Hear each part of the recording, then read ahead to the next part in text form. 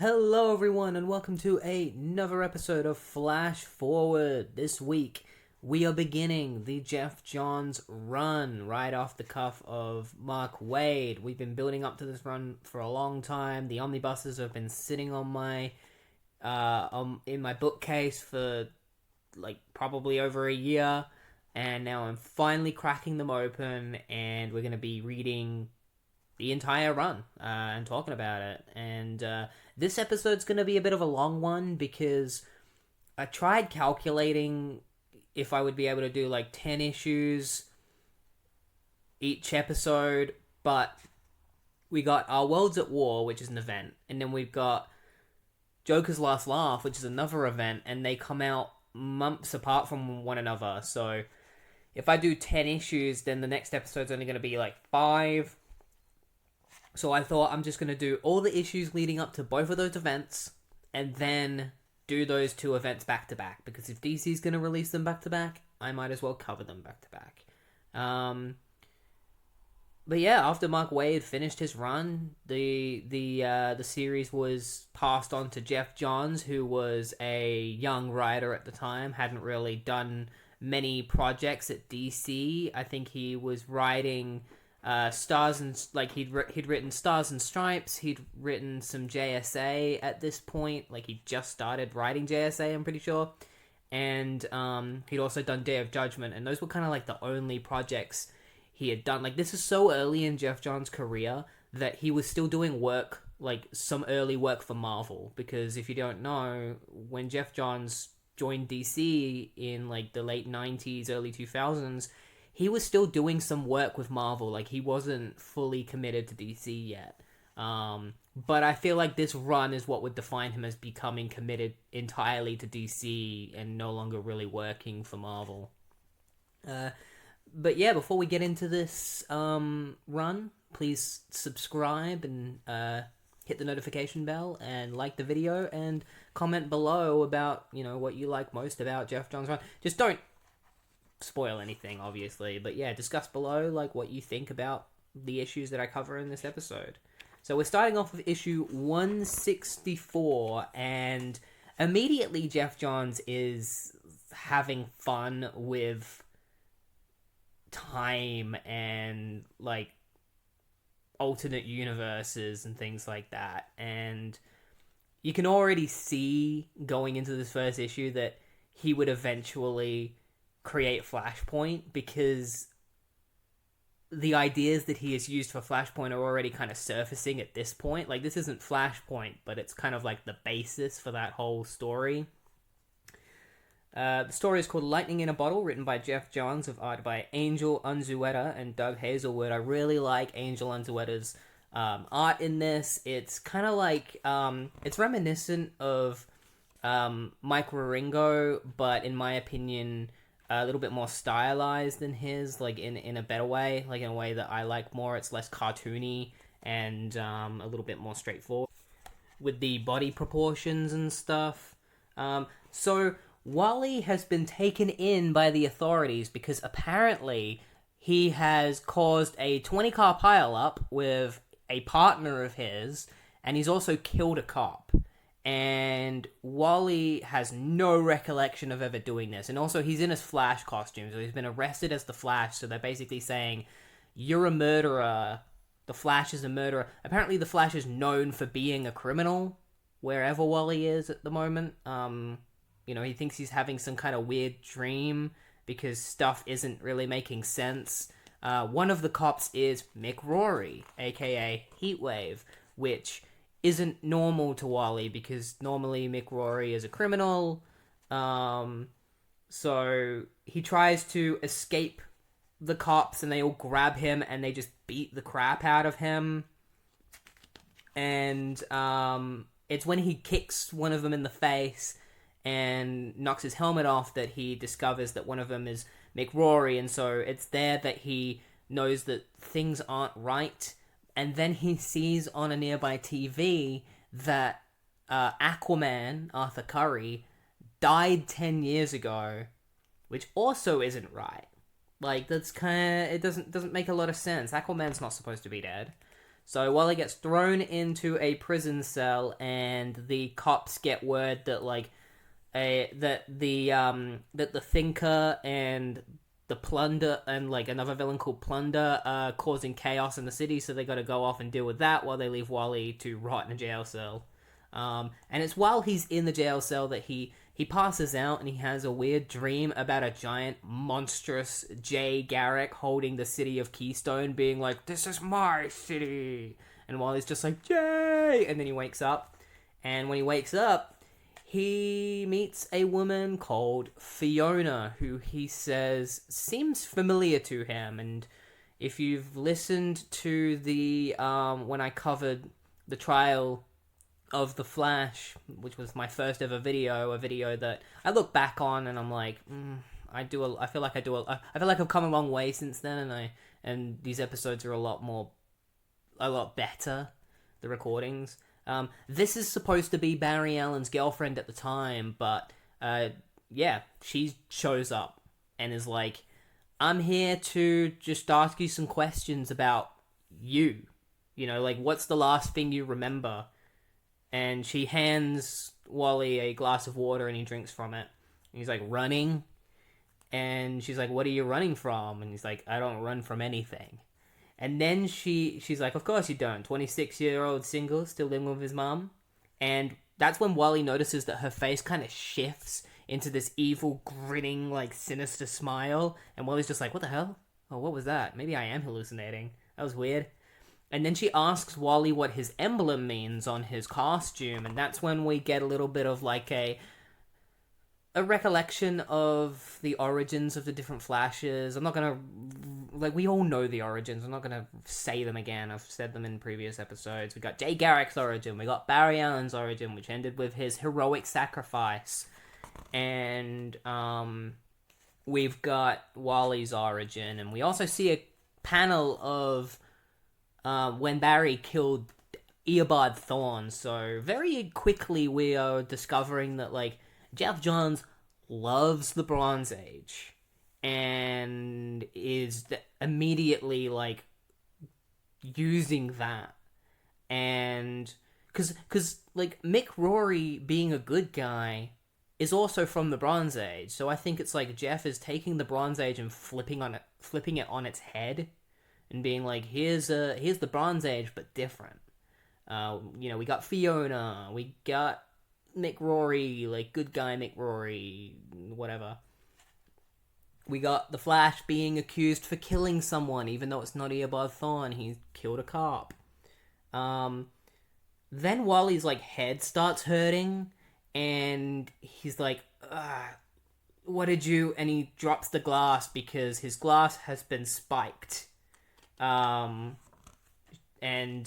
whoever this is, it's clearly not the real Fiona, reveals to him that there's truth serum and tranquilizer, and she's like, "Your metabolism is breaking it down faster than I hoped. It may be twisting your perceptions a bit." And he's like, "A bit?" And she's like, "I've learned enough for diagnosis. You're really quite mad." And Wally's like, "No, I'm not. And this fake Fiona is like, "You have no idea where you are or where you're going." And Wally starts questioning himself as to whether or not he's dreaming or this is actually his life. And the way he tries to figure this out is he remembers marrying Linda, and he remembers getting the ring from Linda, and so he checks his hand and he sees the ring is there, and he's like, "Alright, I know I'm not going insane. I know that this isn't supposed to be, this world isn't supposed to be what it is. I know who I am." And that's when he looks at his watch and he's like, "Damn it, I'm late." Because obviously this is very inspired by Alice in Wonderland. And it even starts off with a paraphrase from Alice in Wonderland. So, a quote, I mean. So Wally looks out the window of his cell and he sees Barry Allen. And he's saying that he's late to meet with Iris. And Wally's just like, "Barry? Barry!" And this is what gives Wally the momentum to break out of jail. Or at least try to, anyway. He speeds his way at the wall in an attempt to phase through it, and it just sends him flying backwards. And that's when McRory comes along and he's like, "Hey, what's going on? You're trying to get out of here?" And Wally's like, "No, Rory, just listen to me." And before he can, Rory gets zapped by a gun, like a ray gun that freezes him. So we know who that is. And then a fist comes out of nowhere and just like punches frozen McRory and smashes him to pieces. It's insane. Like, Rory's head just flies off his body and his limbs go everywhere and they're all frozen. There's no blood or anything, so they're able to get away with it. But yeah, no, McRory got smashed to pieces by Captain Cold. And Captain Cold has shown up to break Wally out of prison. He's like, in a bit of a fix, Flash, ain't we? And why would Captain Cold save Wally from prison? Is this the partner that the cops were talking about? Is this Wally's partner in this weird Alice in Wonderland timeline, like different timeline? We're gonna have to find out in issue 165 to find the answers to all that. So, issue 165 is mostly narrated by Captain Cold in kind of an opposite effect to most Flash comics, where he's like, "My name is Leonard Snart, and I'm Captain Cold." The idea here is that Cold is the only other person besides Wally who knows that they're not in the right timeline. So he's come to help Wally because he knows that Wally is going to eventually help him get out and back to the way things are supposed to be, because he doesn't want to continue living in this place. Because so far it's not fun. You know, he doesn't have any of his rogues who he really cares about. He even reflects on the fact that, like, the rogues were a family to him, and he even kind of considers, like, he names Barry Allen. So it's kind of like him considering Barry as being, like, almost family, even though he hated him. Like, there's a reason he never killed Barry, and it's because he actually enjoyed fighting him and, like, being around him. Immediately, Captain Cold is shown to be very different in terms of, like, how brutal he is. Because before we just saw him smash McRory to pieces, then he gets into a fight with some of the cops because they show up and they're like, "Hey, we got an escaped criminal, stop him." So they start fighting Captain Cold and Wally, and Cold just freezes the bottom half, like the jaw of one of the cops, and then knocks his jaw off. And Wally's just like, "No!" And then Cold's like, "Yes!" And then he freezes all the other cops, and Wally's like, "No! No more killing. Leave them alone." And Wally's like, "If you don't follow my rules, I won't help you get out of here." And Cole's just like, "Whatever you say, Flash." And so when they get out onto the street, Wally realizes, like, they're in Keystone City, but it's not the Keystone that he knows. So he's like, maybe it's Hyper Time, some other kind of timeline. And then the cops show up and Wally's just like, "Alright, we gotta go. We gotta find the one person who might be able to help us get out of here, Jay Garrick." Meanwhile, we get introduced to Plunder, who was mentioned in the previous issue. This is, I guess, Geoff Johns' first ever original Flash villain. He kind of just looks like Vigilante, like a grey version of Vigilante. Like, pretty much exactly like Vigilante, but with a grey suit instead of, like, a blue and black suit. And he's got a gun, and he's shooting cops from the top of a building because he's working for the Thinker, and he's kind of just, like, waiting for the Thinker to pay him. And the Thinker's like, "Well, we still got more of our plan to do, but it's going to eventually lead to you gaining an unlimited amount of money." And Plunder's like, "Alright, then what's the next part of the plan?" And Thinker mentions that he has 3 targets who we don't know about yet, but he's got 3 targets that Plunder is going to go after next, and they are the key to their plan. So we'll probably find out more about that later. We're kind of getting little tidbits. Wally and Leonard, Wally and Cold go to Jay's house, and when they knock on the door, It's answered by this guy named Edward, who is married to Joanne, and he's an abusive drunk, and he tries to shoot Wally and Cold for trespassing, and Wally's just like, Joanne's like, Wally's just like, Joanne, my name is Wally West, and Joanne's like, Wally? And this Edward dick is just like, I said get inside, woman, and he shoves her back in, and Wally's like, don't do that again!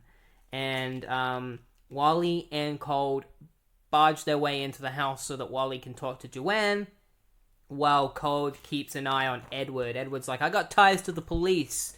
I can get them on your ass. And Cold's like, do it. I don't care. I'm a criminal, you know? I deal with the police all the time. And that's when Cold is, like, looking around the house, and he finds a book called The Death of the Hero. And, Edward actually goes to... He tries to attack Cold while Cold is, like, looking at the book. And Cold's just like, they never learn. So Wally talks to Joanne about Jay, and that's when Joanne reveals to Wally that Jay... Like, she knows who Jay is, and she used to be with Jay, but he's dead. And Cold and Wally reunite and decide to go to the graveyard, like to the cemetery where Jay was buried, to go see Jay's grave and kind of figure out what's going on. And Wally's just like, I hate running off like this, leaving her with that drunk. And Cold's like, you won't be roughing her up anymore tonight, West. Don't worry. And we get a reveal that Cold froze Edward. So he's probably dead, or he's gonna die. He's probably still alive, but dying. And that's when we get a reveal that Barry Allen has heard about Wally, this guy going around calling himself Wally West, who we know is the real Wally, and he's talking to Iris, and he's like, this doesn't make any sense. Like, Wally's currently visiting his mum. And what Barry is doing is he's currently investigating what's going on, and there was some stuff that was found on Wally's shoe, some grey stuff, and Barry comes to the conclusion that it's powdered glass, which is a little bit, like, suspicious. It's like, why does Wally have powdered glass on his boots, like on the bottom of his boots? So Wally and Cole go to the cemetery where they find Jay's grave, and they discover that Jay is dead in this universe because he joined the army. Like, he recovered from the lab accident that he got in the 40s. It didn't give him powers. He joined the army and he died in the army. And that's when Cold reveals that this world that they're in, it's a world where Flashes don't exist. And because the Flashes don't exist, a lot of superheroes pretty much failed entirely, like, most of the time. Like, the JSA failed because, they went up against this guy called the Stalker, and Mr. Terrific was killed in action, I guess because Jay Garrick wasn't there to help him. And in retaliation, Uncle Sam and the JSA blew up Germany, and now Germany is gone, and after that, they all retired in shame. And then after them, the Justice League, the original Justice League, joined together, and during their first battle with Starro, Aquaman had his back snapped and he died, and so the Justice League split up after that, and most of them were sent to concentration camps after the funeral. And then after that, it was the children's turn. The Teen Titans joined together. They had their fight against Mr. Twister, which was the first ever villain they fought, and because Wally wasn't there to stop his tornado that he created, Roy, Aqualad, like Speedy and Aqualad were both killed. Wonder Girl was put in a coma, and Robin didn't die or end up in a coma. He just got really messed up from that experience, and so when he grew up to be an adult, he became like judge, jury, and executioner.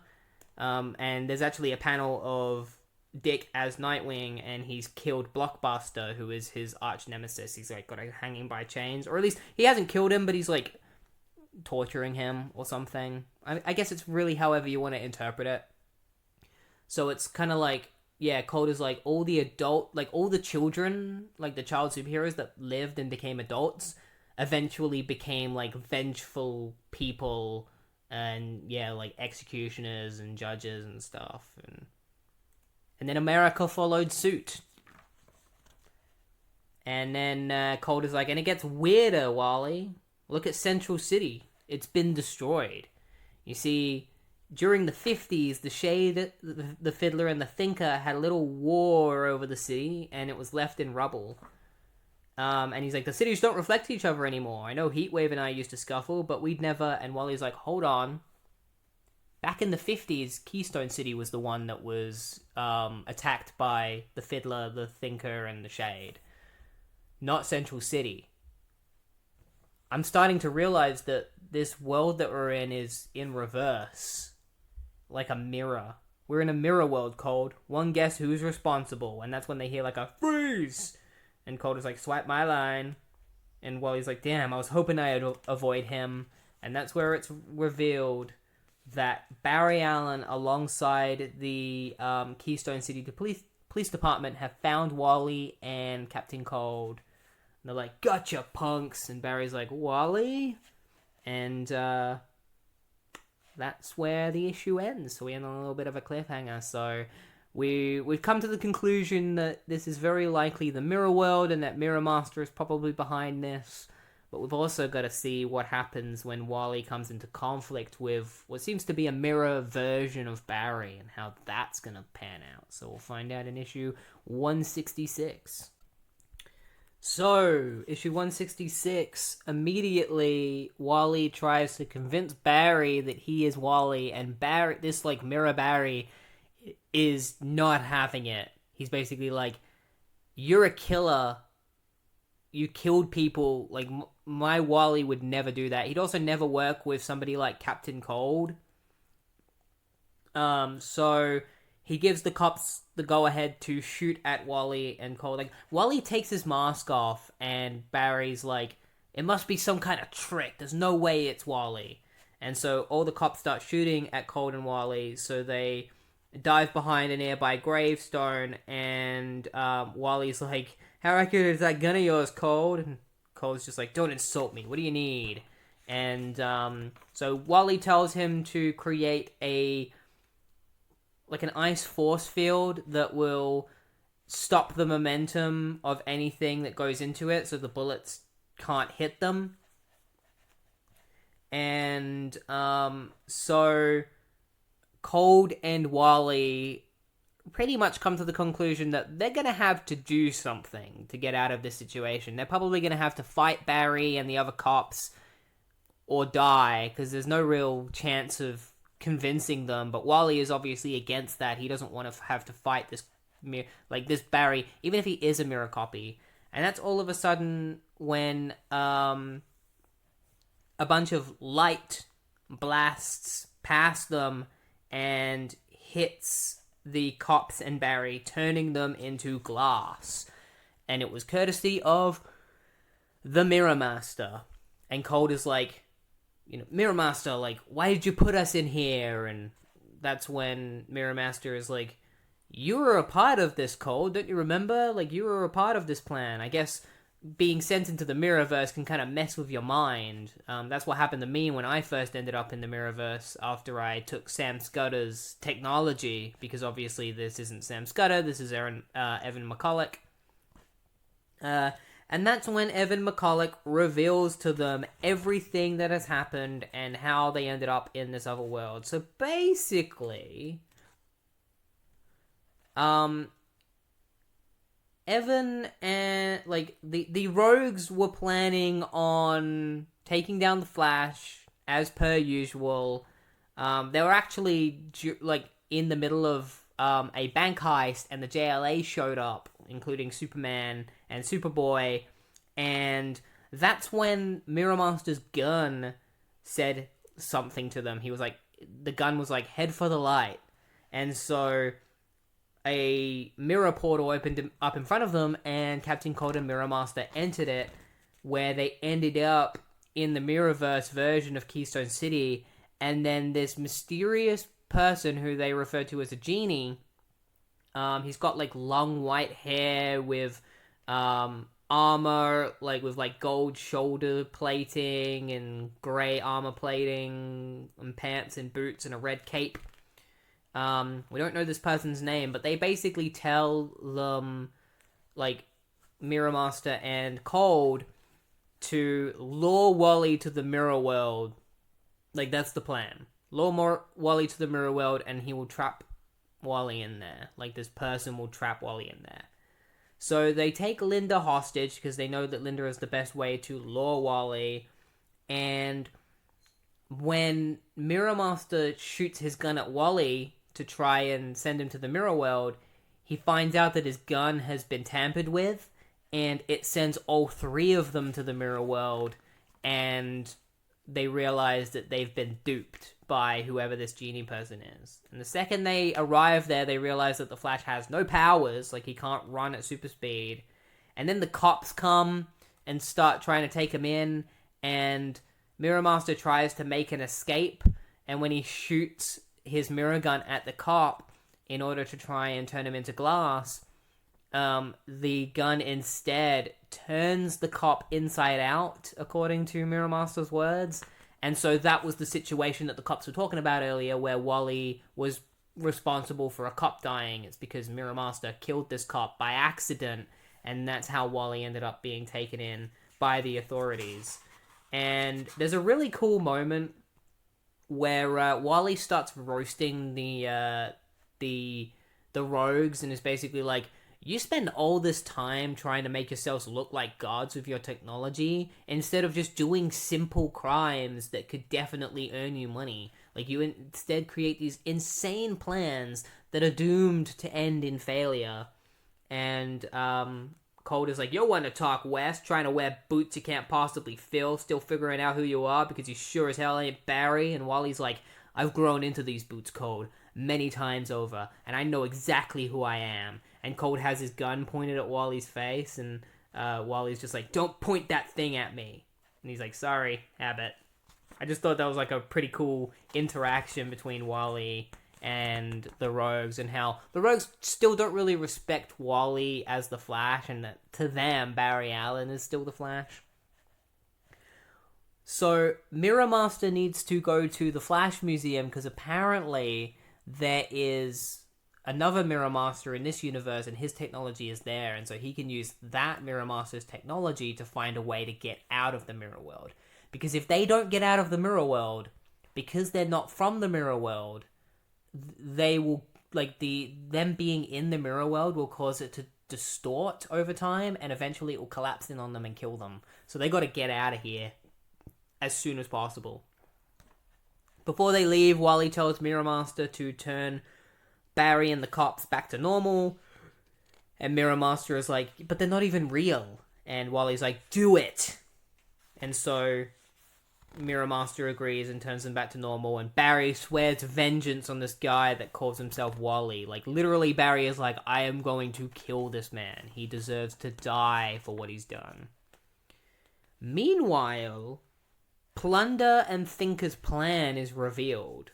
So first of all, Thinker had Plunder kidnap an ape, who he said is like an exquisite creature, a talking primate that was part of a hidden tribe in the heart of Africa. The most fascinating animal I have had the pleasure of analyzing. So this is obviously Grodd in this mirror world, and Grodd is going to somehow be a big part of this plan. The plan is very clearly that Thinker and Plunder, like, the Thinker knows that the mirror world is going to collapse in on itself. And because he and Plunder are residents of this mirror world, they want to get out so that they can live. And they know that Flash, Captain Cold, and Mirror Master are the ties to being able to get out of this world. So they're going to try and capture the three of them and force them to help them get out of the mirror world. Wally, Cold, and Mirror Master make it to what used to be the Flash Museum, but now it's the Green Lantern Museum, and we discover that Hal Jordan was the one that sacrificed himself instead of Barry, in a different way, like not the same way as Barry, but but still, or maybe it is the same way as Barry, because all we see is how, like, there's a picture of how, like, flying into a bunch of, like, something that killed him, like a bunch of guys, and they look like shadowy people, so maybe they are, like, the shadow things from Crisis on Infinite Earth, so maybe he did sacrifice himself. Again, like, they do mention that he sacrificed himself destroying a weapon that would have destroyed the world, so I'm guessing it was same kind of deal. But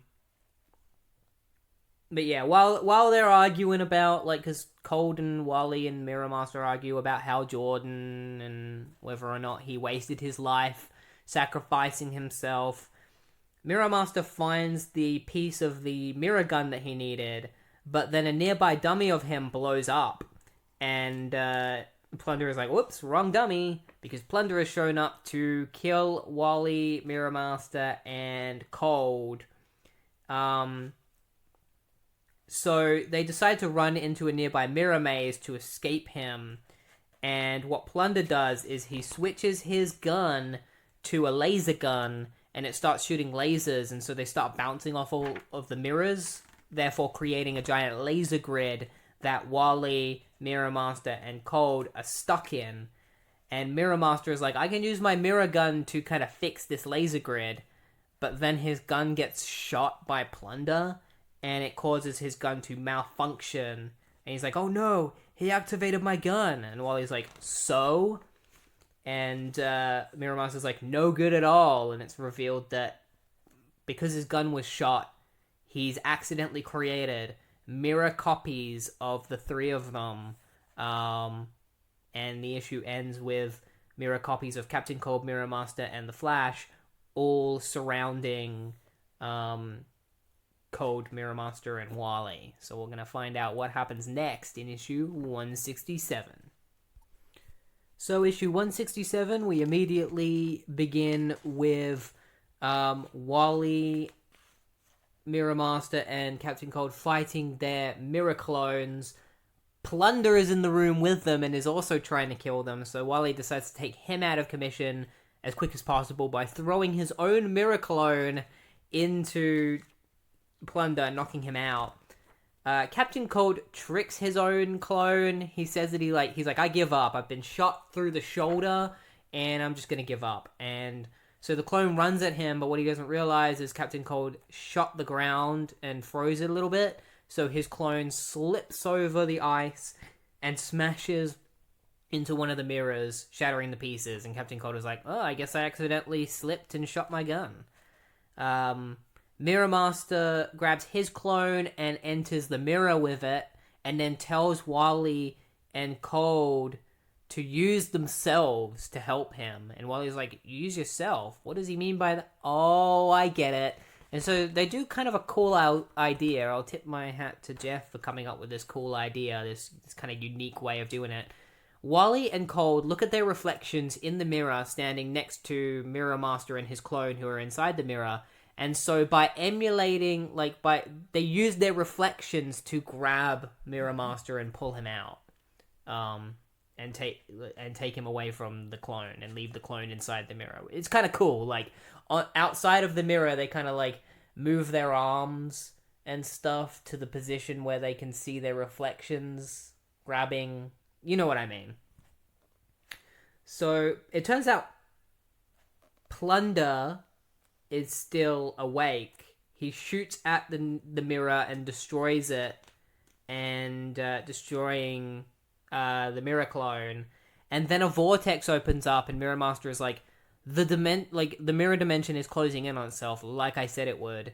But that's when they get blasted by a huge bowl of energy, blasted by Plunder, because he doesn't want to let them get away because they need them in order to get out of the mirror dimension. But Flash manages to get away, and Plunder is like, the Flash got away, and Thinker is like, that doesn't matter, because all we need is two of them, really, because we can just split one of them in half and use half of him to power the other part of the teleporter so we can get out of here. So what Wally does is he doesn't really have much of a choice left. He needs as much of an arsenal as he can to go up against Plunder, because Plunder has so many different weapons. So what he does is he goes to the Green Lantern Museum, like, well, they're already in there, but, like, he goes to the rogue section where all their weapons are, and he takes as many weapons as he can find. Sonar, Black Hand, Javelin, Dark Star, or Evil Star, I mean, not Dark Star, Evil Star, Dr. Light, and he puts them all on, and he's like, the first time I experienced how it feels to walk in their boots, how it feels to be a rogue. So it's pretty cool just seeing Wally be strapped up in all the rogue gear. So Wally tries to take on Plunder and stop him from kidnapping Cold and Mirror Master's bodies, but during their fight, the KCPD show up alongside Barry and start blasting the building to hell with bazookas and rocket launchers. And then Barry tells, like, their van to, like, get away, like, to go away and get after Plunder, because Plunder manages to get away. And so Wally's like, well, there goes my ride. I guess I'm gonna have to figure out something else. And so Wally gets attacked by all the cops. He uses his sonar gun to help put a couple of them out of commission by, you know, making their ears hurt a lot. Disorienting their insides using the sonar gun is what he says happens. And then the cops grab onto him, and Wally is wearing Dr. Light's anti-grav belt, so he presses it and it allows him to fly away and shake off the cops. And Wally's like, this flying thing's not too bad. The Thinker and Plunder put Captain Cold and Mirror Master's bodies inside the teleporters, and they know that the Flash is going to come for them, so they're hoping that once the Flash gets here, they'll be able to take him out, because they don't know that the Flash has stolen a bunch of rogue tech. And before they can turn on the machine, Wally throws a javelin through the window and comes through the window and to stop them, and Plunder fights Wally. And meanwhile, the javelin that Wally threw through the window broke the containment thing that Captain Cold was in, so he and Mirror Master are able to escape. And then the Thinker is just like, wait, like, if you destroy the machine, like, you need me, like, I'm the only one who can help you get back to your world. And Captain Cold and Mirror Master are like, we have another way to get back, we don't need you. And they shove him into the machine, and they turn it on, and they disperse the Thinker through, like, they send him to every single computer in Keystone City, is what they say. They, like, split his atoms apart and send his atoms through to every single computer in Keystone City. It's kind of messed up. He's just like, and gets split apart by the machine. Plunder and Wally have a massive fight, which ends with Wally... he's like, I'll trade you your belt for this anti-grav belt. And so he takes Plunder's belt and gives him Dr. Light's belt, and then presses it and sends Plunder just flying off into the air. He's just like, uncontrollably. It's pretty funny. And then he heads back down to Cold and Mirror Master, and he hands Mirror Master his gun back, and they all stand on top of the teleporter, and Mirror Master shoots his gun at the mirror surface of the teleporter, which teleports them back to their own world. They all teleport through the Mirrorverse to get back, which Wally says is one of the worst feelings he's ever had, that his head was splitting from the experience of traveling through the Mirrorverse. But as soon as he gets back, like, he knows that he's made it back to the real world when he regains his connection to the Speed Force and can feel the speed flowing through him. The second he gets back, he's immediately fast again. He's the Flash again. And he's incredibly happy about that. And Captain Cold finds one of Plunder's sniper rifles in their world and is like, you think Plunder managed to get through? And Mirror Master's like, nah, there's no way he's going to show up again as a reoccurring rogue for the Flash, because he was created by Geoff Johns and this is Geoff Johns' run. That's never going to happen. And then Mirror Master finds what he thinks is, like, just a regular diamond ring, and is like, oh, maybe, like, maybe it reflected off of this ring, and that's what brought the gun here or something. And Wally's like, that's not just any ring, that's Linda's ring. Like, what the hell did you do to Linda? And Mirror Master's just like, we didn't do anything. Like, we're not that stupid. We know not to hurt her. Like, we know that you'll kill us if we hurt her. Because Wally is like, I can make things explode if I vibrate through them. And Captain Cold is like, West, I had listened to him. Holy. And Captain Cold sees something that shocks him. And Wally is like, what do you look?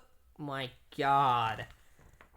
Where the hell is Keystone City? And that's when it's revealed that Keystone City is completely gone. And that there's nothing but a crater left in its wake. And, so yeah, that's the end of that issue, and we'll find out what happened to Keystone City in issue 168.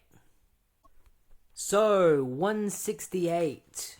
Wally, Captain Cold, and Mirror Master discover that the city of Keystone is completely gone.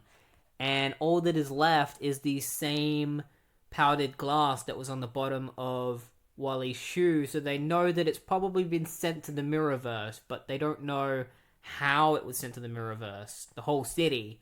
So what Mirror Master says is the Keystone City, the sign for Keystone City, the back of it was facing Keystone City. So if they shine it up enough to make it a reflective surface, Mirror Master can use his powers on it to show them, essentially like watching a TV of Keystone's history over the past couple of days to see what happened to it. Because, like, mirrors capture everything, like memories. So Wally uses his abilities to use, like, the nearby sand to corrode away, like, the back of the sign and shine it up enough so that Mirror Master can reflect off of it. And they see that last night Keystone City was hit by a giant ball of light and then was completely taken away. And so Wally goes looking for a couple of clues, and he finds a little mirror disc in the middle of where the city was. So Mirror Master is like, obviously the city was sucked into this disc. And Wally's like, well, we're going to have to go into it to find what happened to Keystone. And Mirror Master is like, why would I go in there? And Wally's like, well, because I helped you get out of the Mirrorverse, so now you're gonna help me.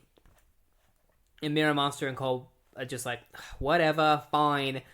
But just so you know, we're not going into the Mirrorverse this time. This disc could have sent Keystone City anywhere. To any other, like, it's probably its own universe. So we're about to enter another universe. So we gotta be careful. And Wally's like, whatever, we're going right now. And so they enter the mirror disc, and they end up in this other universe where Keystone has been sent there. And this universe is very much like, it's dark and gloomy and kind of medieval inspired. And when they get there, there's a bunch of bonkers stuff. Like, there's this car that suddenly, like, wakes up and starts talking to Wally, and then it explodes. And Wally's just like, what the hell is going on here? The car's basically just like, because Wally's like, what is this place? And the car is like, why, it's east wind, which isn't exactly east since it's every direction at once. But mind the speed limit, I didn't, and look at what happened to me. And then it explodes. And Wally and Cold and Mirror Master see Pied Piper and a couple of other guys who don't really have names. They're all chanting about how they're going to be going into war against, like, an army. And Wally notices that the symbol, because they're doing, like, this weird chant around, like, a couple of suits of armor, and Wally notices that they've painted a evil version of the Kid Flash symbol on their armor. So he has a feeling that it has something to do with him. And Wally goes up to Pied Piper and is like, because he thinks that it's the Piper that he knows. And it is the Piper that he knows, except he's under control of someone that they refer to as Brother Grimm. And that's when Piper decides to tell Wally, Cold, and Mirror Master the entire history of their supreme leader, Brother Grimm. So basically, many years ago, there was a generous king, and then another king and his army came in and killed the king.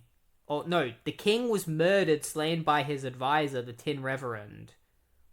And then a great army raged through the land, slaughtering anyone who got in the Reverend's way, led by the brother Nightingale, the captain of the Saddle Knights. They were undefeatable, but their path did come to an end, and there were no more villages to conquer.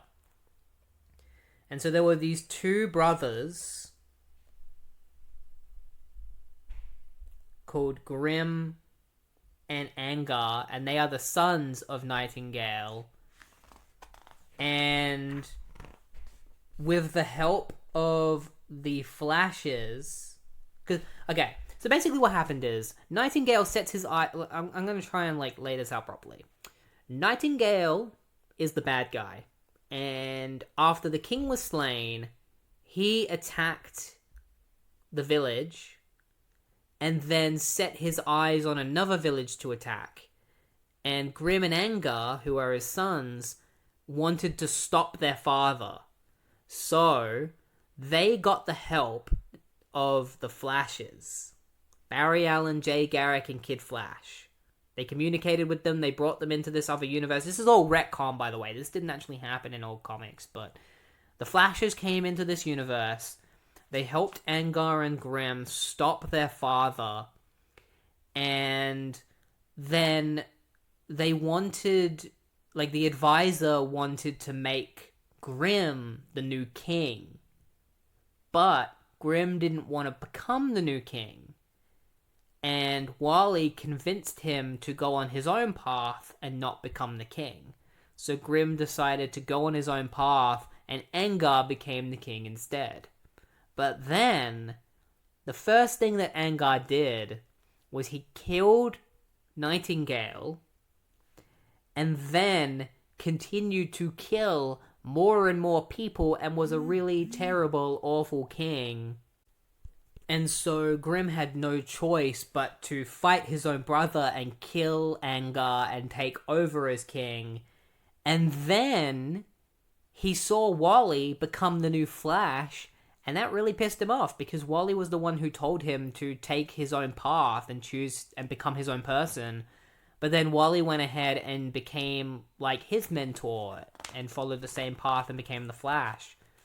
So that's why, Grimm hates Wally, and that's why Grimm, brought Wally to the mirror world and was trying to trap him in there, and now Wally has come to this world, and so this is Grimm's perfect opportunity to get his revenge on Wally. So Grimm shows up, and he's like, "On your knees, peasants, royalty is present."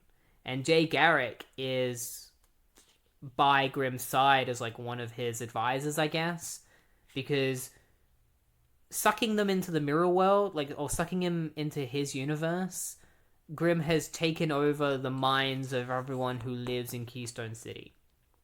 So Wally tries to get away, and Grimm seems to have full control over Wally's speed powers. He knows how the Speed Force works, and so he's able to just defeat Wally really easily somehow. I'm sure it'll be explained, but he just grabs Wally's arm and just drops him to the ground and sucks out his speed.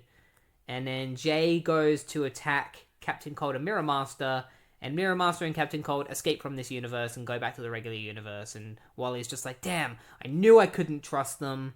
And then Brother Grimm is like, "It's good to see you, Wally. Very good. Time to sleep. Let the venom through your veins. Don't fight it. Make it easy."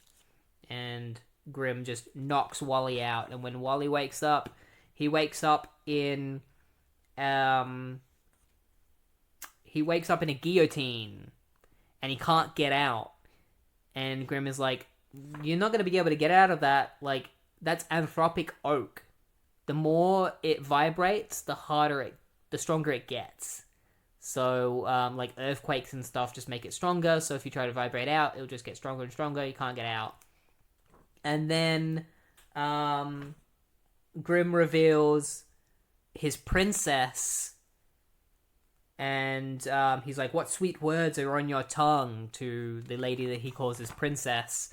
And that's when it's revealed that Grimm's princess is Linda Park. And she's like, off with his head! And Wally's like, Linda! And that's where the issue ends. It ends on the cliffhanger of Linda Park is under the control of Brother Grimm, and she's sentencing Wally to death. And so we'll find out what happens to Wally in the next issue. So, issue 169, Enemies and Allies. In the previous issue, we left off with Wally being trapped in a guillotine in another world, ruled by this guy named Brother Grimm, who, used to be a good kid, and Wally helped him, and then Wally told him to go on his own path, and that didn't plan out, and now he blames Wally for everything going to crap in his world, and he wants his revenge on Wally, which is death. He wants to kill Wally, so he mocks Wally while he's in the guillotine, throwing tomatoes and stuff at him. Linda is there. All of Wally's friends are under his control. Linda, Jay, Pied Piper. So they're all preparing to cut his head off with the guillotine, and as the guillotine starts to fall towards Wally's head, he uses his abilities to take the velocity out of the guillotine to slow it down. And as Linda throws a tomato at him, Wally phases through the tomato, causing the tomato to explode, therefore destroying the guillotine, allowing him to escape. He rushes past Linda and Jay straight for Brother Grimm in order to fight him, but Brother Grimm can see Wally's abilities. We still haven't found out how Brother Grimm can tell what Wally's going to do, but he can. He creates a bunch of vines which grab Wally and start wrapping around him, because from what we can tell, Brother Grimm has the ability to just control this world. And then Jay comes in and starts fighting Wally because he's under Grimm's control. So Wally tries to take Jay out of commission by using a move that he said he learnt from the top, where he grabs Jay's arm and throws him to the ground, and he tries to change Jay's vibrations in his body to send him back to their world, so that he doesn't have to deal with Jay, and he can figure out how to undo everyone's mind control. But he finds out that he can't change Jay's vibrations for some reason. It actually sends Wally flying backwards. And that's when Captain Cold and Mirror Master show up to help save the day, because it turns out the real reason they're still here is because Mirror Master's gun doesn't actually work, so they can't get out. But they kind of frame it as like, well, we didn't want to leave you behind, but actually we can't even get out even if we wanted to. So Brother Grimm creates a bunch of card soldiers and sends them after Mirror Master and Captain Cold. So they fight the card soldiers, and while they're fighting the card soldiers, Wally fights Jay, and Wally actually steals Jay's speed. It's the only way to stop Jay. He steals Jay's speed, and that way Jay won't be able to use the super speed, and he won't be able to, get in Wally and Mirror Master and Cold's way. So yeah, he steals Jay's speed, and then he gives it to Mirror Master and Captain Cold, and he tells Cold and Mirror Master to find all the civilians in Keystone City and bring them to the city center so that they're all together, because the plan is that once Wally's dealt with Brother Grimm and he's undone everyone's mind control, he's going to vibrate the entire city back to the main world. That's the plan. So while they go and get all the civilians, Wally heads up a giant beanstalk, because Brother Grimm has taken Linda Park back to his castle on top of the beanstalk, because he plans to be with her. So while he climbs at the beanstalk, he finds a pathway leading to the castle that's full of thorns, and a path that is made out of little gingerbread men, and when he steps on them, the gingerbread men howl in pain, and they all start attacking Wally. And Wally just vibrates through them, causing them all to explode.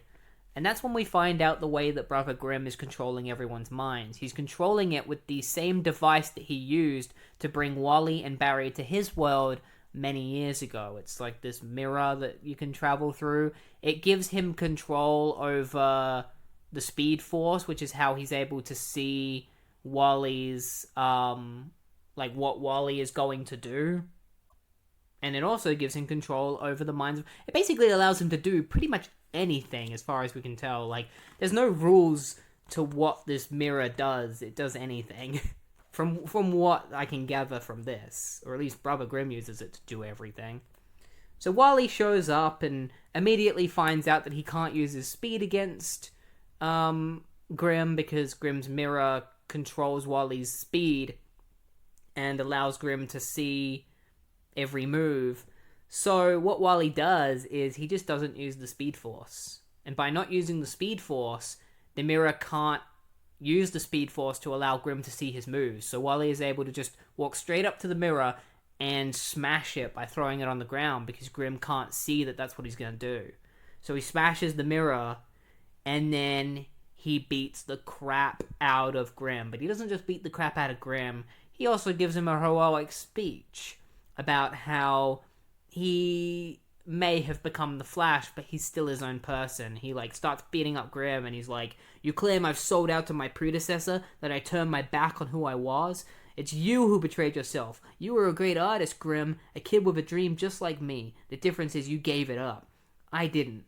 I live my dream now.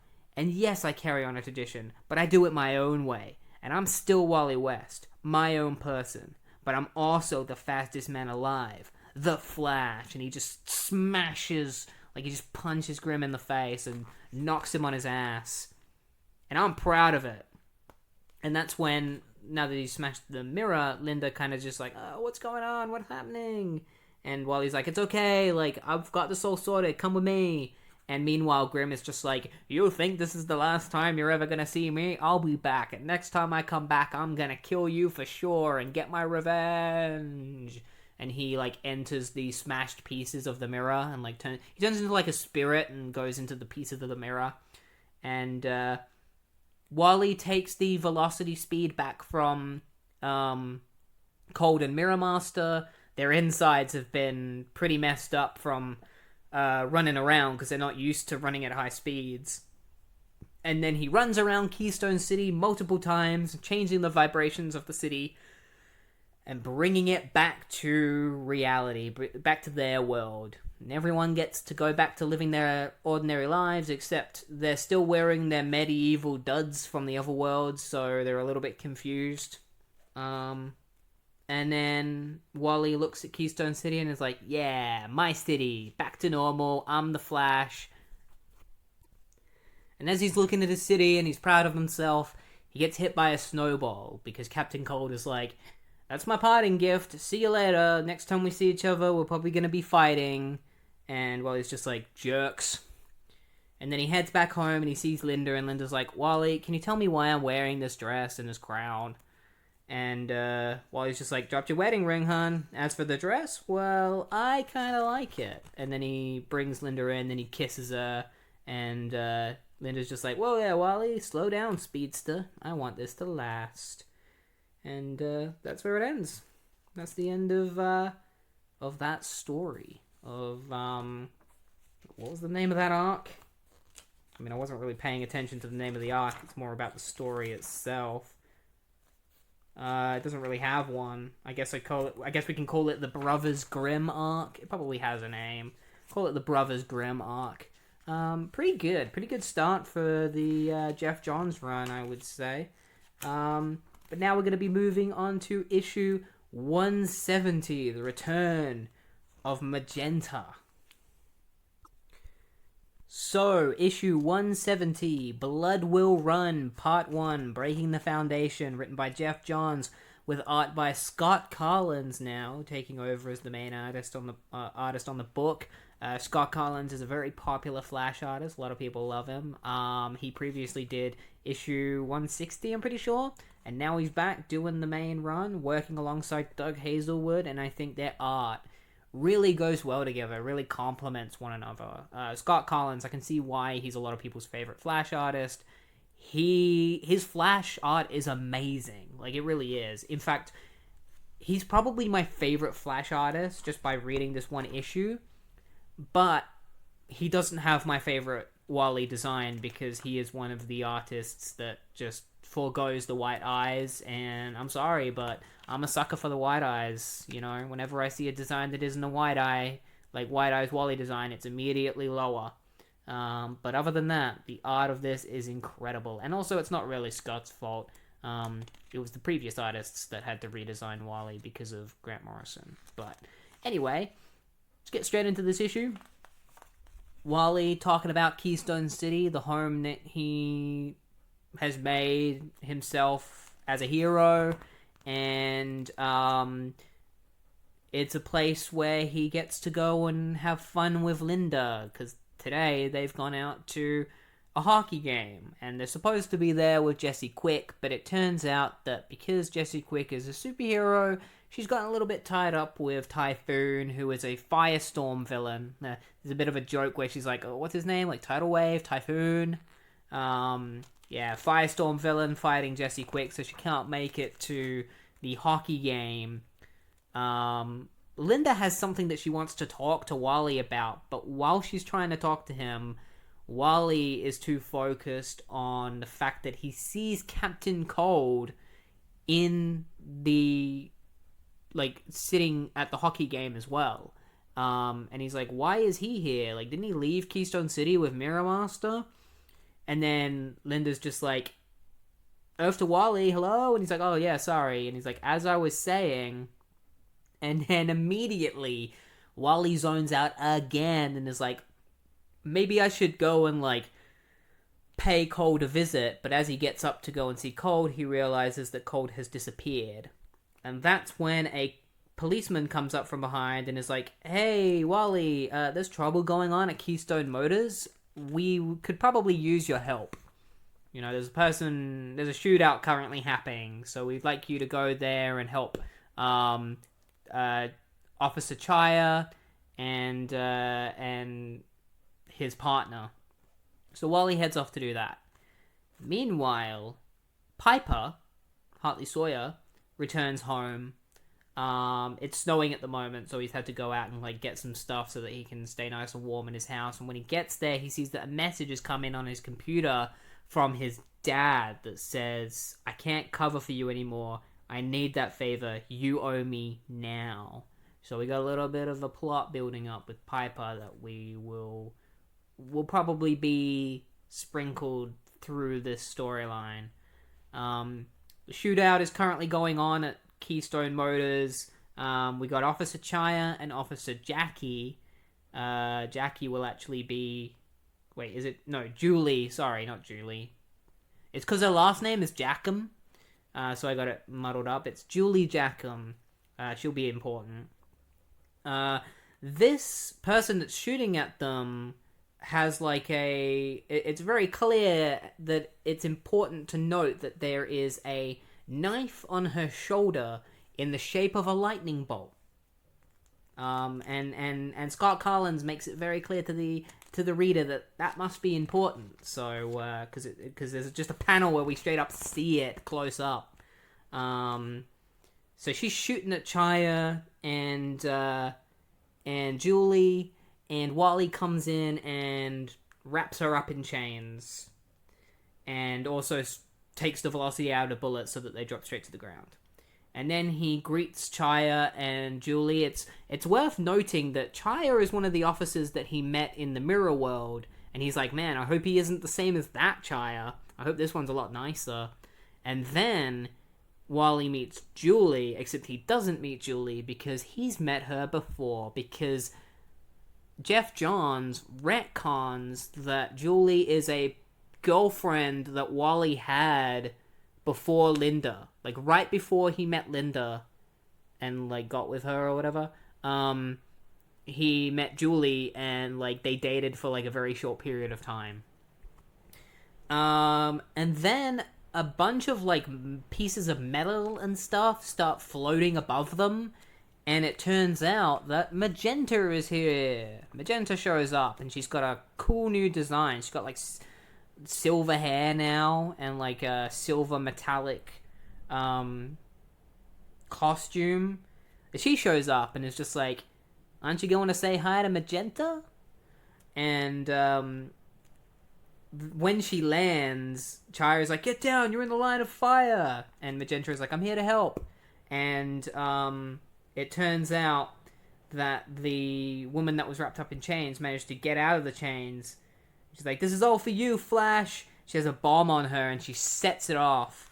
And at super speed, Wally grabs the charge from the bomb and, using his aura, because his aura protects him from heat, so he assumes that if he keeps the bomb's energy close enough to him, his aura might be able to stave off the explosion long enough that he can take it away and throw it into a pile of tires, therefore, so that the explosion can go off in these tires and not really do anything. So he hopes that that will work, and it does. He throws it into the tires, they explode, and as he runs back, he steps into a trail of blood, and that's when they find out that the reason this woman came to this place was to dig up something, because they find a hole where something was buried, and also kill the nearby coroner.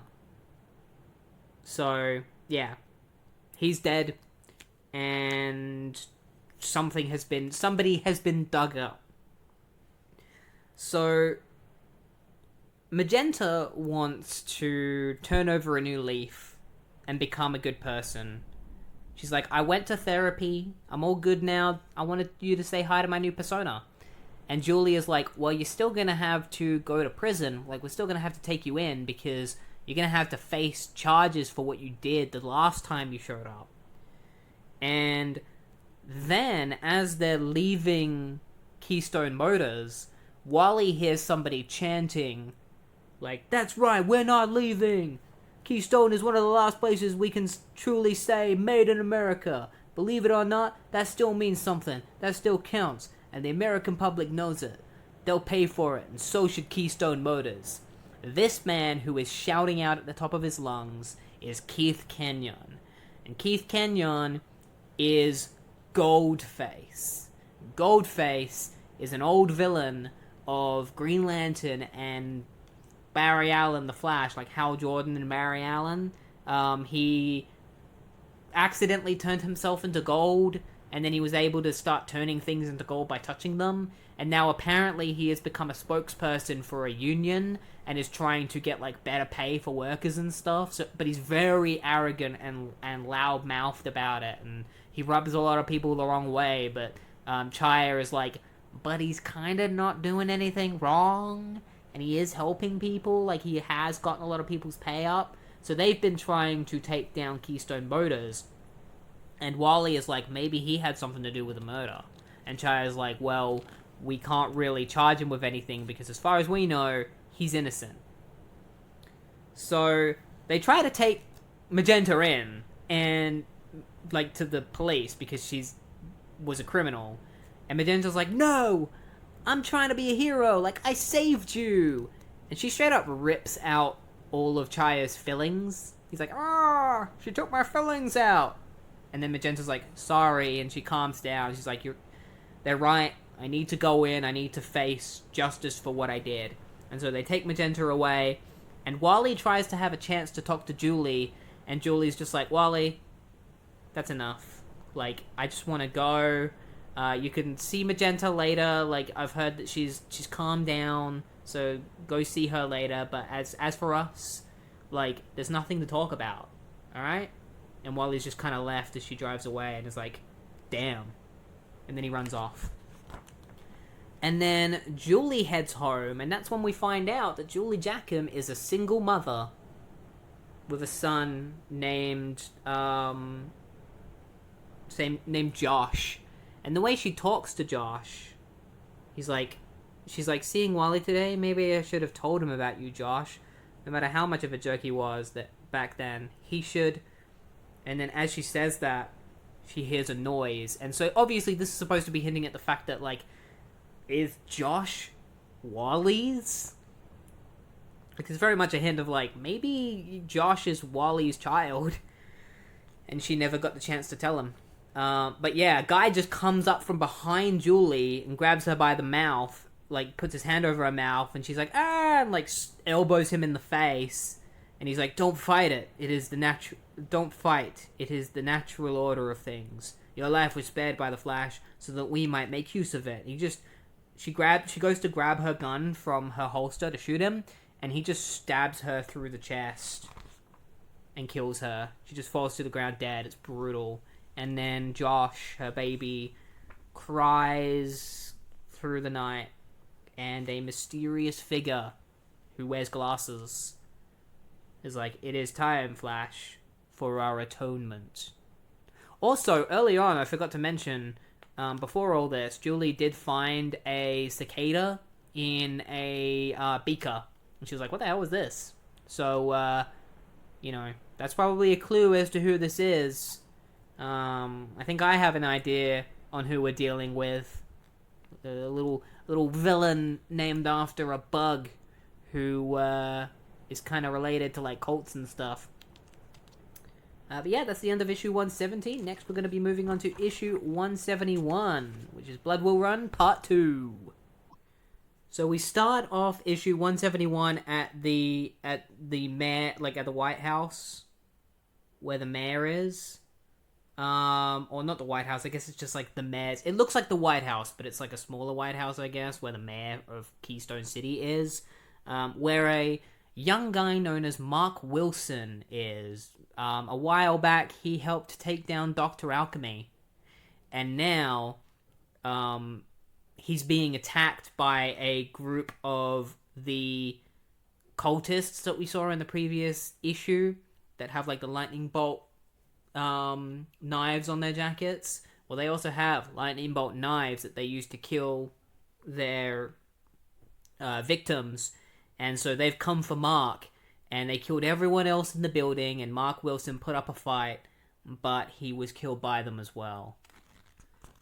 And, yeah, it's pretty sad, just seeing everyone get slaughtered, and then Mark Wilson is just, like, eventually succumbs to it. So Wally gets called to the Keystone City Police Department. He's there to talk to Magenta, but, this officer, Detective Murillo, tells him that Magenta needs to wait because they need his help with an investigation. A lot of murders going on, and they all have something in common. And as they're walking through the building, everyone is staring at Wally. And he's like, what's going on? Like, why is everyone staring at me? And Murillo is like, the reason why everybody's staring at you is because this new case is related to you. Because the one thing that every single victim has in common is you. And meanwhile, Linda has an interview with Keith Kenyon and is basically asking Keith Kenyon, like, about allegations as to, like, if he's, like, because he's the representative of the union now. Like, he's the union commissioner. And he's being asked if he's using that for, like, dirty reasons, like if he's got like any schemes going on. And Kenyon kind of is just like, they don't have a clue. And like, because they're like, Linda's just like, there are a lot of people saying that you have a hidden agenda, and he's like, they don't have a clue. I just want what's best for the people. Why don't you want what's best for the people? Like, you always report on this stuff, but you never actually try to help make a change. At least I'm making a change, and I'm trying. And so this really pisses Linda off, and she gets on the phone with Piper, and is like, Piper, I'm gonna really need your help with, like, investigating Kenyon to see if we can find any kind of dig on him, anything against him, because I just can't stand this guy. Like, he has to be scheming something. He's such a schemy dude. There's no way he's doing this for the right reasons. And as she's on the phone with Piper, there's just a guy who's very clearly a member of this cult following her, watching her. Like, he's, like, right there, and she just walks past him, not even noticing him. So, Morello and Wally enter the morgue, where Morello shows Wally every single victim that has been killed by this cult. He also asks Wally about a bunch of people that he knows. He's like, the reason why I said that they're related to you is because these are all people that you've saved in the past. It seems like they're undoing all of your work. And Wally enters this room, and he's like, he's like, how many people? And he enters the room, and he finds at least 50 bodies. And he's just, like, Wally is shocked. Like, he's just doesn't know what to say. I mean, imagine walking into a room with 50 people that you knew, and they were all murdered. Like, that'd be messed up.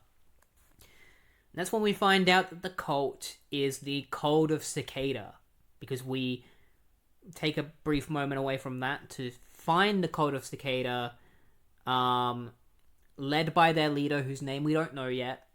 But he's an old man with glasses. We never actually truly get to see his face. We just know that he's old, he's got glasses, and he's talking about how they've dug up the body of their mother, and now all they need is the key to bring the Cicada family together again.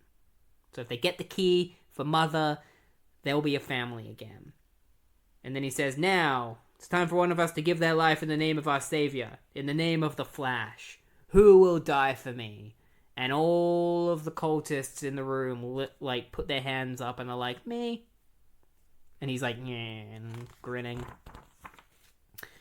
So Wally decides to try and get some, he volunteers to go to the crime scenes to help get evidence. He reads a book about, forensic science a few times over so that he can learn how to do forensic science real quick. But the drawback to that is that he'll forget it really quick as well. So he has to keep reading it to keep remembering. And he sees one of the names on the list of people that have been attacked by Cicada. And one of them is Julie Jackham. So immediately he heads straight to her apartment. So at Julie Jackham's apartment, they've found her body, and her neighbors are saying exactly what happened, and the fact that she's unfortunately got a child who was left without a father. And that's when Chaya is shown up, and he's like, let me in, you goddamn sons of bitches, that's my partner in there. And he just busts in, and they're like, there's a reason Chaya is a 58-year-old, like, man on the force still. Like, nobody can get in his way. And he's like, what happened? Where's Julie? And he sees her body. And as Wally arrives, Chaya looks into a photo and he's like, I'm sorry, Joe. I told you I'd watch out for her. Tried my best to protect her. Why, damn it? And then he smashes the photo. Like, he just punches it. And when Wally arrives, Chaya reveals to Wally that Joe was his old partner and that he was also Julie's granddad. And that he promised her that he would look after her, and now that she's dead, he's failed, and so he's really upset about that. And then they have a little bit of a chat about Wally and Julie's relationship, and Chaya says that, like, you know, even though you left her without any explanation and you led her on, she never had any ill thought towards you, and she always spoke highly of you. I think the thing you need to learn from this, Wally, is that you just need to be honest with people about your feelings. And they shake hands, and Wally's like, alright, well, I've got somebody that I need to go talk to, but right after I'm done talking to them, we're going to investigate this, we're going to find out who murdered Julie, and we're going to nail them. And he runs off. And that's when the old lady comes up to Chaya, like, Julie's, I think her name's Rita. Julie's neighbor comes up and is like, we're gonna have to find out who the father of this child is, but there's no name on any files of who the father is. And Chaya's just like, no idea. So we got this mystery of who the father is. Obviously, again, it's breadcrumbs of, like, is it Wally? I don't think it's gonna be Wally. The twist would be that it's not Wally. If it is Wally, that's crazy. Like, where does that go? But I don't think it's Wally, because that's too obvious. So Wally goes and chats with Magenta, and he apologizes to her for forcing her to use her powers because he believed that because he was a superhero, he needed a superhero girlfriend, and he was wrong for that. And that he should have just loved her for who she was and not for her powers, and like trying to force her to be a hero. He should have just let her be a normal person. He's like, I'm sorry. And Magenta's like, no apologies necessary, Wally. As far as who I am, what I've become, how and why I'm here, you are responsible. And I couldn't be happier. And then she just sends Wally flying out of the room. And the cops are like, are you okay, Wally? You know, freeze, witch! And she just takes all their guns out of their hands and starts shooting at everyone. And so Wally has to speed by and grab all their bullets and drop them into buckets. And Magenta's just like, why I am the way I am. Why my powers made me kill my father and brother. Why I killed my mother. And Wally's like, you what? And she's like, and why I can't kill you. No matter how hard I try, destiny controls all. Oh, look. Bullseye. And Wally uses his powers to throw Frankie up into the ceiling with like his tornado arms. He's like, stop this, Frankie. I know I did you wrong, but you gotta let the hate go. Stop with the revenge tune. It's overused. And Frankie's like, Wally, this is not about revenge. And Wally's like, then what is it? And Frankie's like, oh, Wally, the children of Cicada don't hate you. We love you. And so it's revealed her mask is smashed thanks to Wally, and it's revealed that she has these same like blue eyes, because all of the cicadas have like blue glowing eyes, so she has the same eyes as Wally, so she's obviously under the control of Cicada, and she's a member of his cult. And we'll find out what happens next in Blood Will Run Part 3, issue 172. So, issue 172 begins with Detective Morello on the phone talking about what's going on with the Flash and the investigation that they're currently doing. He sees a inmate being brought in, and the inmate starts roughing it up, so, like, trying to, like, get out of the police's arms. So Morello knocks him on the back of the head with a phone, like, with his phone, and is like, calm down. Anyway, what was I talking about? And that's when Chaya shows up and punches Morello in the face and is like, how dare you not put me on the case for Julie? And Morello is like, I didn't put you on the case because you're too close to it, especially when it comes to the fact that you were so close to Joe, like her granddad, like your last partner. Remember what happened when you tried to, do his case? And as Chaya is about to punch Morello in the face, like he gets really pissed off when Morello says this, their guns get taken away from them, and that's when they realize that Magenta is attacking the Flash, like is fighting the Flash in the building. Morello also has one of the dead cicadas in his office that they've been finding at crime scenes, and all of a sudden its eyes start glowing. He's like, it was dead, like what the hell? That's weird. So Wally is tied up in a bunch of metal, and Magenta is planning on taking Wally to what she calls his destiny, because she was brought into the Cicada family, and they gave her what Wally couldn't, which was love. And they're gonna give Wally that same love because he is their salvation, is what they refer to him as. Chaya and Morello try to attack her, and she's like, calm down, boys, and just cuffs their hands up with her magnetic powers. Wally manages to spin his way out of the metal that he's wrapped up in and tries to run around Magenta and is like, people's lives are at stake, damn it. Talk sense before I suck the air out of your lungs. And Magenta pulls a couple of cars and crashes them through the building, and then messes with the iron inside Wally's head, causing him to have like massive headaches. So Wally falls to the ground. She's like, neat, huh? And you officers, stay out of this. And then she grabs Wally, or before she grabs Wally, she puts her hand over the ground and she pulls out a like metal box that was buried underneath the police building, and she opens the box up, and inside the box is the key to Mother, which is a literal key. And she says, the best place to hide things from the police is right under their fat noses. And then she grabs Wally and she flies away with him to take him to Cicada's base. And Linda sees it happen and immediately tries to call Jessie Quick for help. But Jessie has dropped her phone while she's fighting a bunch of criminals, and so she can't get back to Linda. So Linda just kind of has to keep trying to call people, trying to get their help while, worrying about Wally. Wally wakes up in the Cicada's base where he meets Magenta face to face. He tries vibrating out, and Magenta is like, you're not going to want to do that. You're not even going to be able to get out because I can control everyone's magnetic field, so I can just stop you from moving. And she's like, you're better off just submitting to this because this was made for you. Like, this is your salvation. She's like, give it a chance. You're in a perfect neutral zone, Flash. No pressure on your body. You should feel totally at ease. And Wally's like, I don't.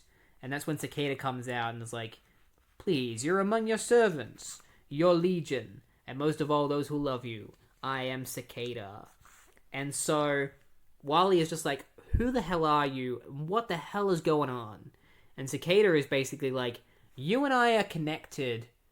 And so, like, in a way that most people wouldn't understand.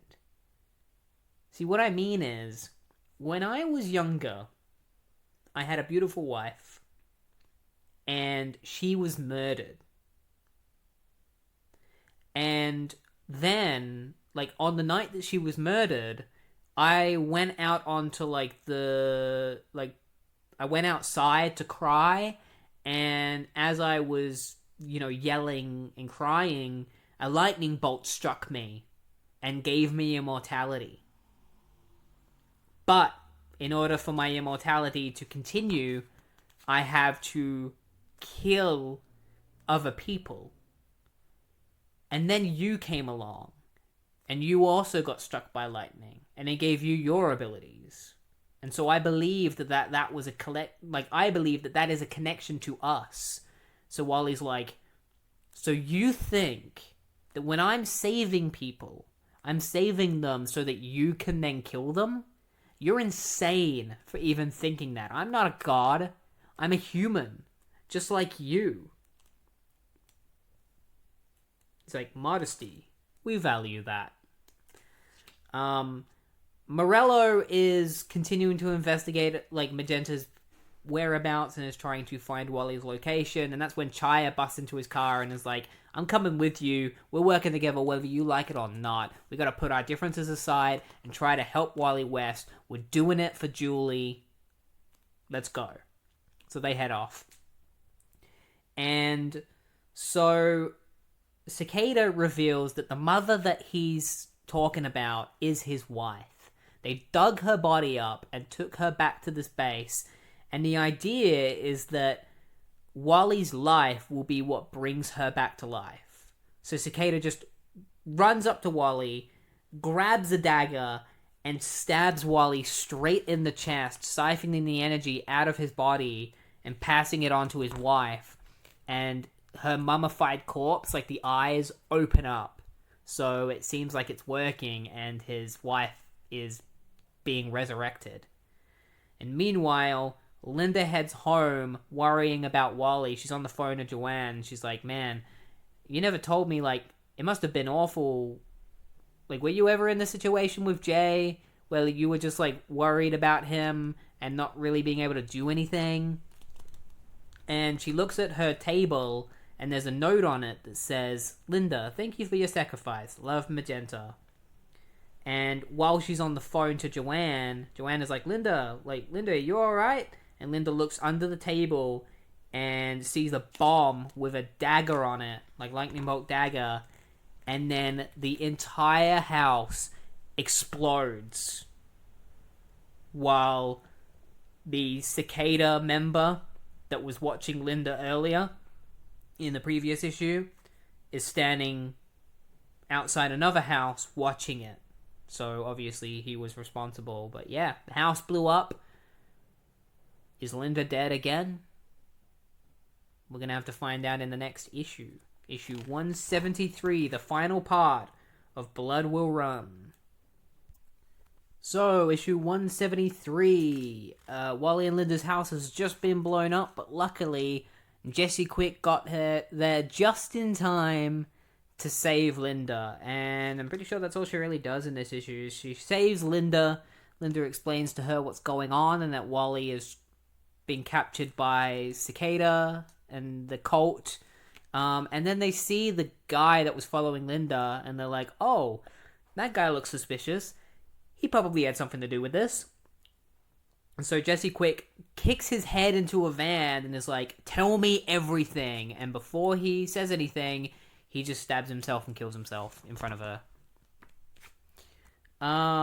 So Cicada takes all of, like, or not all of it, but a lot of Wally's energy using his knife and absorbs it, and then grabs the hand of his dead wife, except she's not dead anymore, and he pulls his mummified wife out of her coffin. Meanwhile, Magenta is like, trying to break free? You can't, trust me. Those metal discs are allowing me to flow my magnetic aura into yours. Can you feel it? Our aura's mixing? Feels good. And she kisses him on the cheek. Cicada doesn't get the reaction from his wife that he was expecting. He was expecting his wife to be like, thank you for bringing me back. But no, his wife is actually like, I'm gonna kill you and all of your followers because you're all sick, murderous freaks. And she blasts a bunch of his followers and turns them into crusty skeletons. She's like, you didn't give me love, no love, just misery. Except she's a zombie, so she's like, no love, just misery.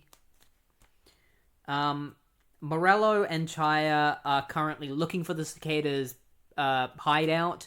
They're using the little cicada in the jar to find it because the cicada activated and started spinning around, and the closer they get to the hideout, the faster it spins. So eventually they find the place, they enter it, and Wally's just like, oh crap, these cops showed up, hopefully they don't mess anything up. And then he turns to Magenta and he's like, Magenta?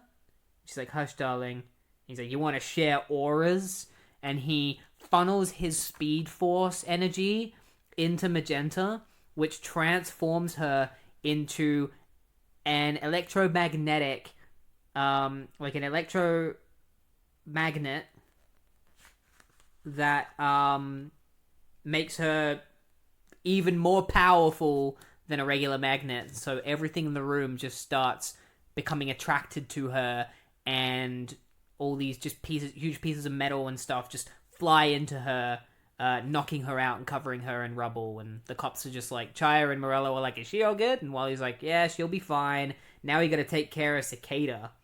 And Cicada, shows his abusive side and is incredibly abusive to his immortal wife and slaps her across the face. He's like, no, I have been cleansed, absolved. And they're all like, you delusional murderer, like, you're awful. And even his wife is like, yeah, you're a murderer, you're delusional. So Wally starts running around and grabbing all of the daggers from the cult members. But as he's doing this, they all start getting zapped by Cicada's lightning and the lightning of his wife. And so they're all being killed, and like every single cult member in the entire room just gets zapped by Cicada's lightning and they all die. Oh, and his wife's lightning. It's kind of like his wife's lightning funneling through Cicada and zapping everyone.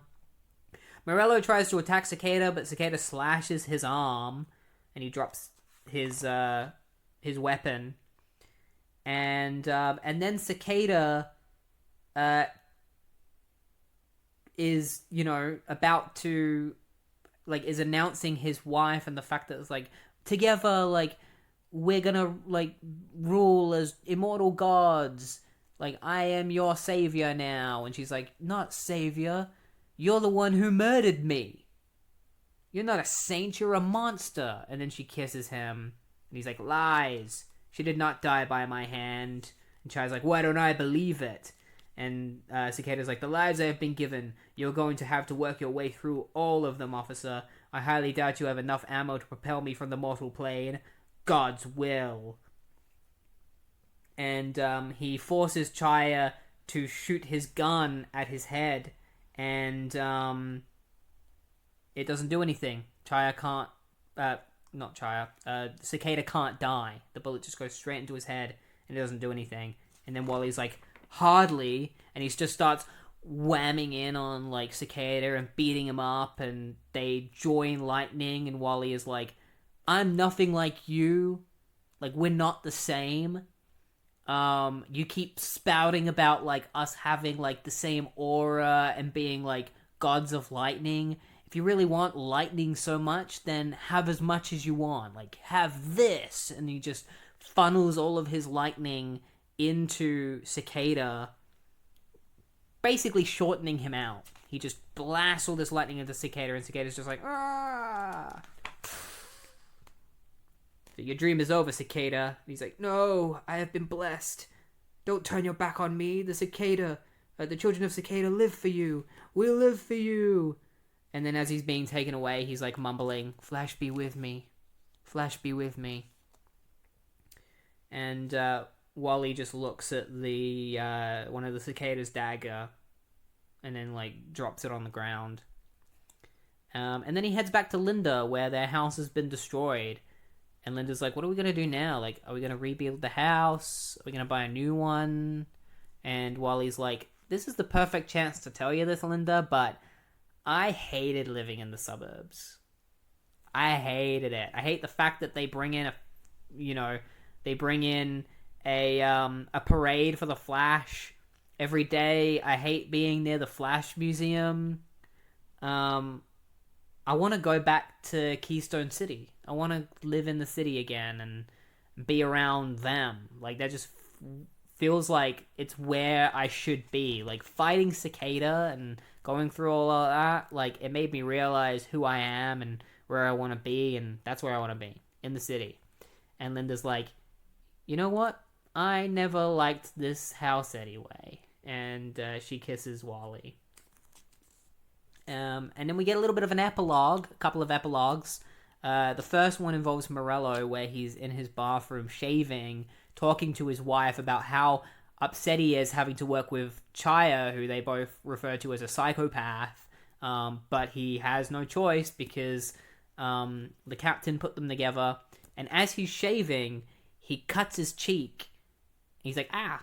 And then, like, a little bit of lightning comes out of his cheek and it heals the wound. And then he pulls the bandages off his arm, and his arm is completely healed. And he's like, great. He's like, crap. I think I'm immortal. Like, I think I've got superpowers. And then the second epilogue is Chaya visiting Rita because they're both taking care of Julie's child. Rita takes nights, he takes days. Or he takes nights, she takes days. Rita asks him if they're going to continue looking for the child's father, and Child turns to her and is like, actually, Rita, pretty sure I already have. And we see a shot of Josh, the child, and his eyes are lightning. Glowing yellow with lightning coming out of them. So it's starting to look even more like this is probably Wally's child. I'm not going to say it is because I still feel like they're going to pull the wool like under our eyes, and it's going to turn out that this isn't Wally's child and that it's a different speedster. Like, I wouldn't be surprised if they were like, oh, it's Eobard Thorne's child or something. But yeah, maybe we'll find out more in the next issue, issue 174. So, issue 174. Moving right along. Wally and Linda, after having their house destroyed, have now moved back to Keystone City. And because Wally has helped Keystone City so many times, City Hall was able to actually get them a place to stay, like some digs to live in, like an apartment somewhere in the city. They don't specifically say, but I guess that's the positives to being a superhero.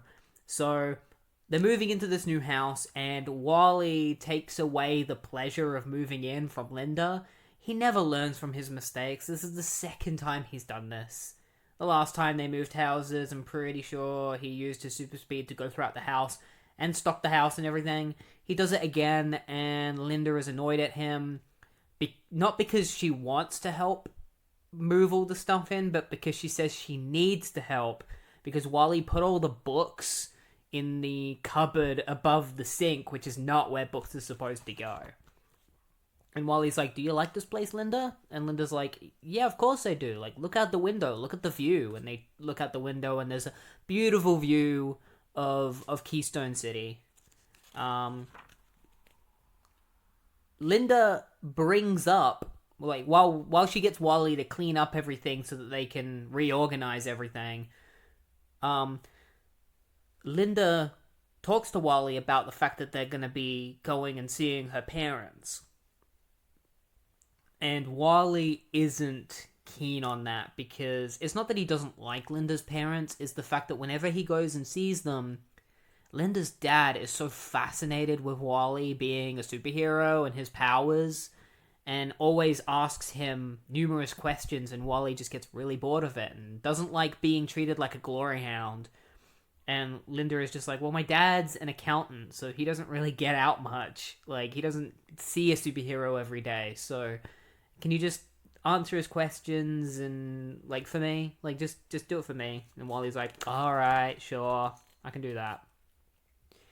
We get a little bit more story for Hartley Sawyer. As we know in one of the previous issues, Hartley got a message from his dad saying that he needs Hartley's help for something, and that he owes him. And so we find the Sawyer residence, where a couple of their their butlers are working. They got a couple of guard dogs, and they all of a sudden, like, because they're elated that Hartley has agreed to reunite with his parents. Because as we know, or as you should know if you don't know, Hartley Sawyer doesn't have a good relationship with his parents. He doesn't like his parents. He didn't want to inherit their fortune or anything. They were trying to push him into a life that he didn't want, and so he rebelled against them, and that's how he ended up becoming the Pied Piper and becoming a supervillain. And then eventually he was redeemed by Wally West, or he redeemed himself, really. So they're talking about how elated they are about Hartley coming back to see his parents, and all of a sudden they hear a really, like, high-pitched screeching sound, and all of a sudden the house is blasted by a huge amount of sound waves, and the windows are all smashed. And so the dogs go looking for the source of the noise, and the two, like, butlers follow, and they find Hartley's dead parents with glass in their bodies, and Hartley himself with his Pied Piper flute. And one of the butlers is like, my God, Hartley. And then Hartley just blasts him with sound, presumably killing him. So already we're kind of like, is Hartley going bad again? I hope not, because, you know, we went through all the trouble of finally redeeming him. He's also one of the very few representations of the LGBT community in comics, especially back then. So to have, like, one of the very few gay characters go from being a hero to a villain again is not a very good look. So I hope that's not the route that Johns is going. Especially, I hope it's not the route that he's going just because he's a big fan of the Bronze Age and he wants Pied Piper to be a rogue again. Like, come on, John. We're past that. He's actually become a much better character now and has depth, so don't take that away from him. But we'll find out. I'm not going to presume anything. We'll see how it goes. It's not looking good. I mean, he's murdered his parents. So Wally is having a conversation with Linda's dad, and by having a conversation, I mean that Linda's dad is doing all the talking, and Wally is listening, kinda, because Wally has this thing that he calls speed mode, where sometimes when he's just doing anything, he starts seeing everything in slow motion, and he can't control it, and it often happens when he's bored, and it's happened right now while he's talking to Linda's dad, so it's taking Linda's dad like an hour long just to finish a sentence, and so Linda tries watching the TV, and he can't even do that because the TV is also going at a slow crawl to the point where he can see every single pixel as it forms. But then he notices on the TV that there is something going on at the hockey ring. A villain made out of tar is attacking the hockey players. So Wally's like, all right, I gotta go. I'm sorry, guys. Gotta go. Got trouble going on for the Flash. See ya. And Linda's like, I'm sorry, Dad. I'm sorry you had to run away like that. And her dad and her mom are like, no, it's all good. Like, we love the fact that your husband is the Flash. Like, he's so cute.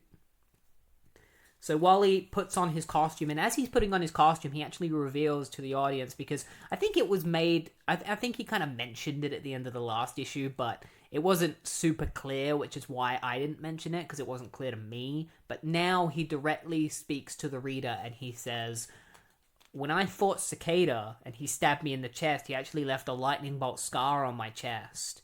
And now my suit bursts from that scar whenever I put it on, and lightning bursts from that scar, and that's how my suit kind of develops around my body now, which is really cool. It's a cool way of Johns creating like a new way for the suit to come from Wally, is from the lightning bolt scar on his chest. It's a cool idea. I'm not a huge fan of the Speed Force suit, but that's cool. So Wally heads to the hockey ring, where he finds this villain named Tar Pit, who kind of acts like a dude bro. He's kind of like, my name's Tar Pit, not Guy, now bring it on, dudes. And he's there to steal a trophy. Simple as that. He's just there to steal the hockey trophy. He's just like, who's the champ? Who's the man? And so Wally shows up to try and take him down, but this guy is clearly made out of tar and like an asphalt. So he traps Wally in a whole bunch of tar, and then he goes to punch Wally in the head with his massive tar fist, but his arm gets frozen by Leonard Snart, who happens to be there watching the game. This isn't the first time that Leonard Snart has shown up to see a game at the hockey ring. Last time he showed up, he disappeared randomly, which was suspicious. So Wally smashes the frozen arm of Tar Pit and then spins his way out of the asphalt that's covering him. And then he runs up to Leonard and is like, what are you doing here? And he's like, I just came here to watch the game, and this guy's ruining it. So Tar Pit is like, give me back my trophy, and he starts throwing asphalt everywhere, and it goes on everyone's faces, and you'd think it would be burning them to death, but apparently it's just really sticky, according to Wally. It's not hot, just sticky. So Wally goes outside and he finds a Keystone Motors hardcore cleaner. He grabs the hose that has organic acid in it, and he sprays everyone in it with it, and it melts the tar while, not melting them. But then Tar Pit stupidly grabs the hose. He's like, you're a total loser, man. And he rips it open, and the acid goes all over him and melts his body apart. And Wally's like, oh, he's probably gonna put his body back together any second now, right? Right? But Tar Pit's head just sits on the ground.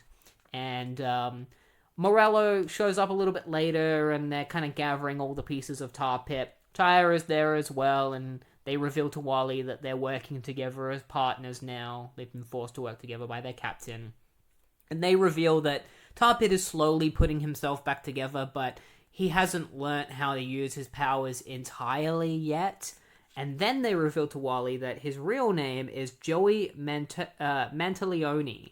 He's 22 years old, and he's the little brother to Keystone's own drug czar, Jack Monteleone, who is also known as the Candyman.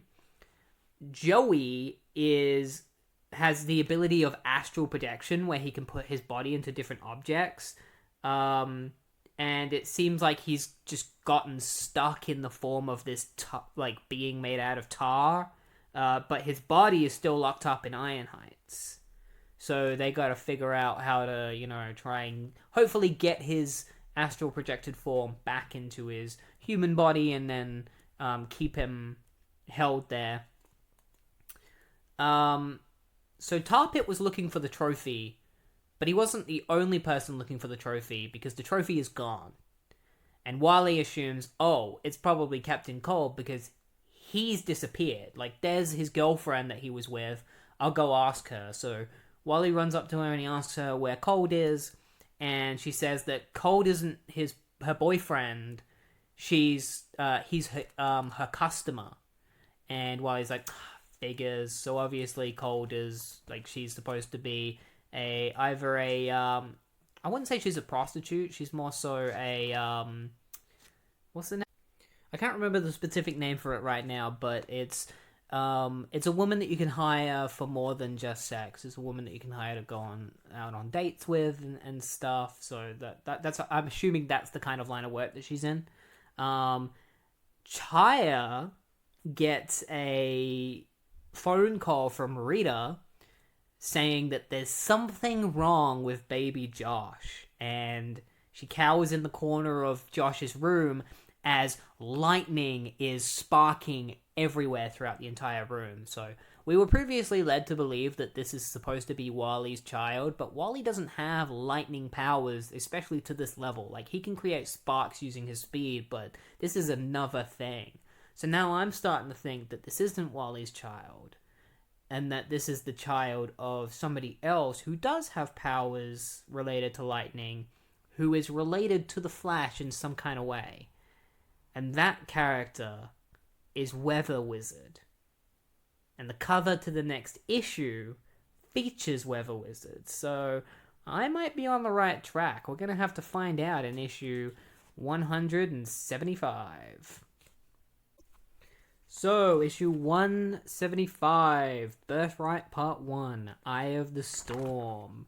It begins with Wally talking about Julie Jackham, and how after he dated Magenta and Raven and those relationships were horrible, he tried to start dating regular women, but for the wrong reasons. He kind of did it for more of his own well-being and his own ego, instead of actually, dating them for them.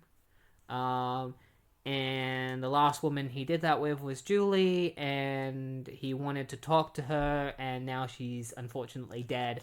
But the guy who's killed her is locked away and is probably on death row, but he wishes that he could use his speed to help with that, but he can't. So they're at her memorial, and some clouds start rolling in during the memorial.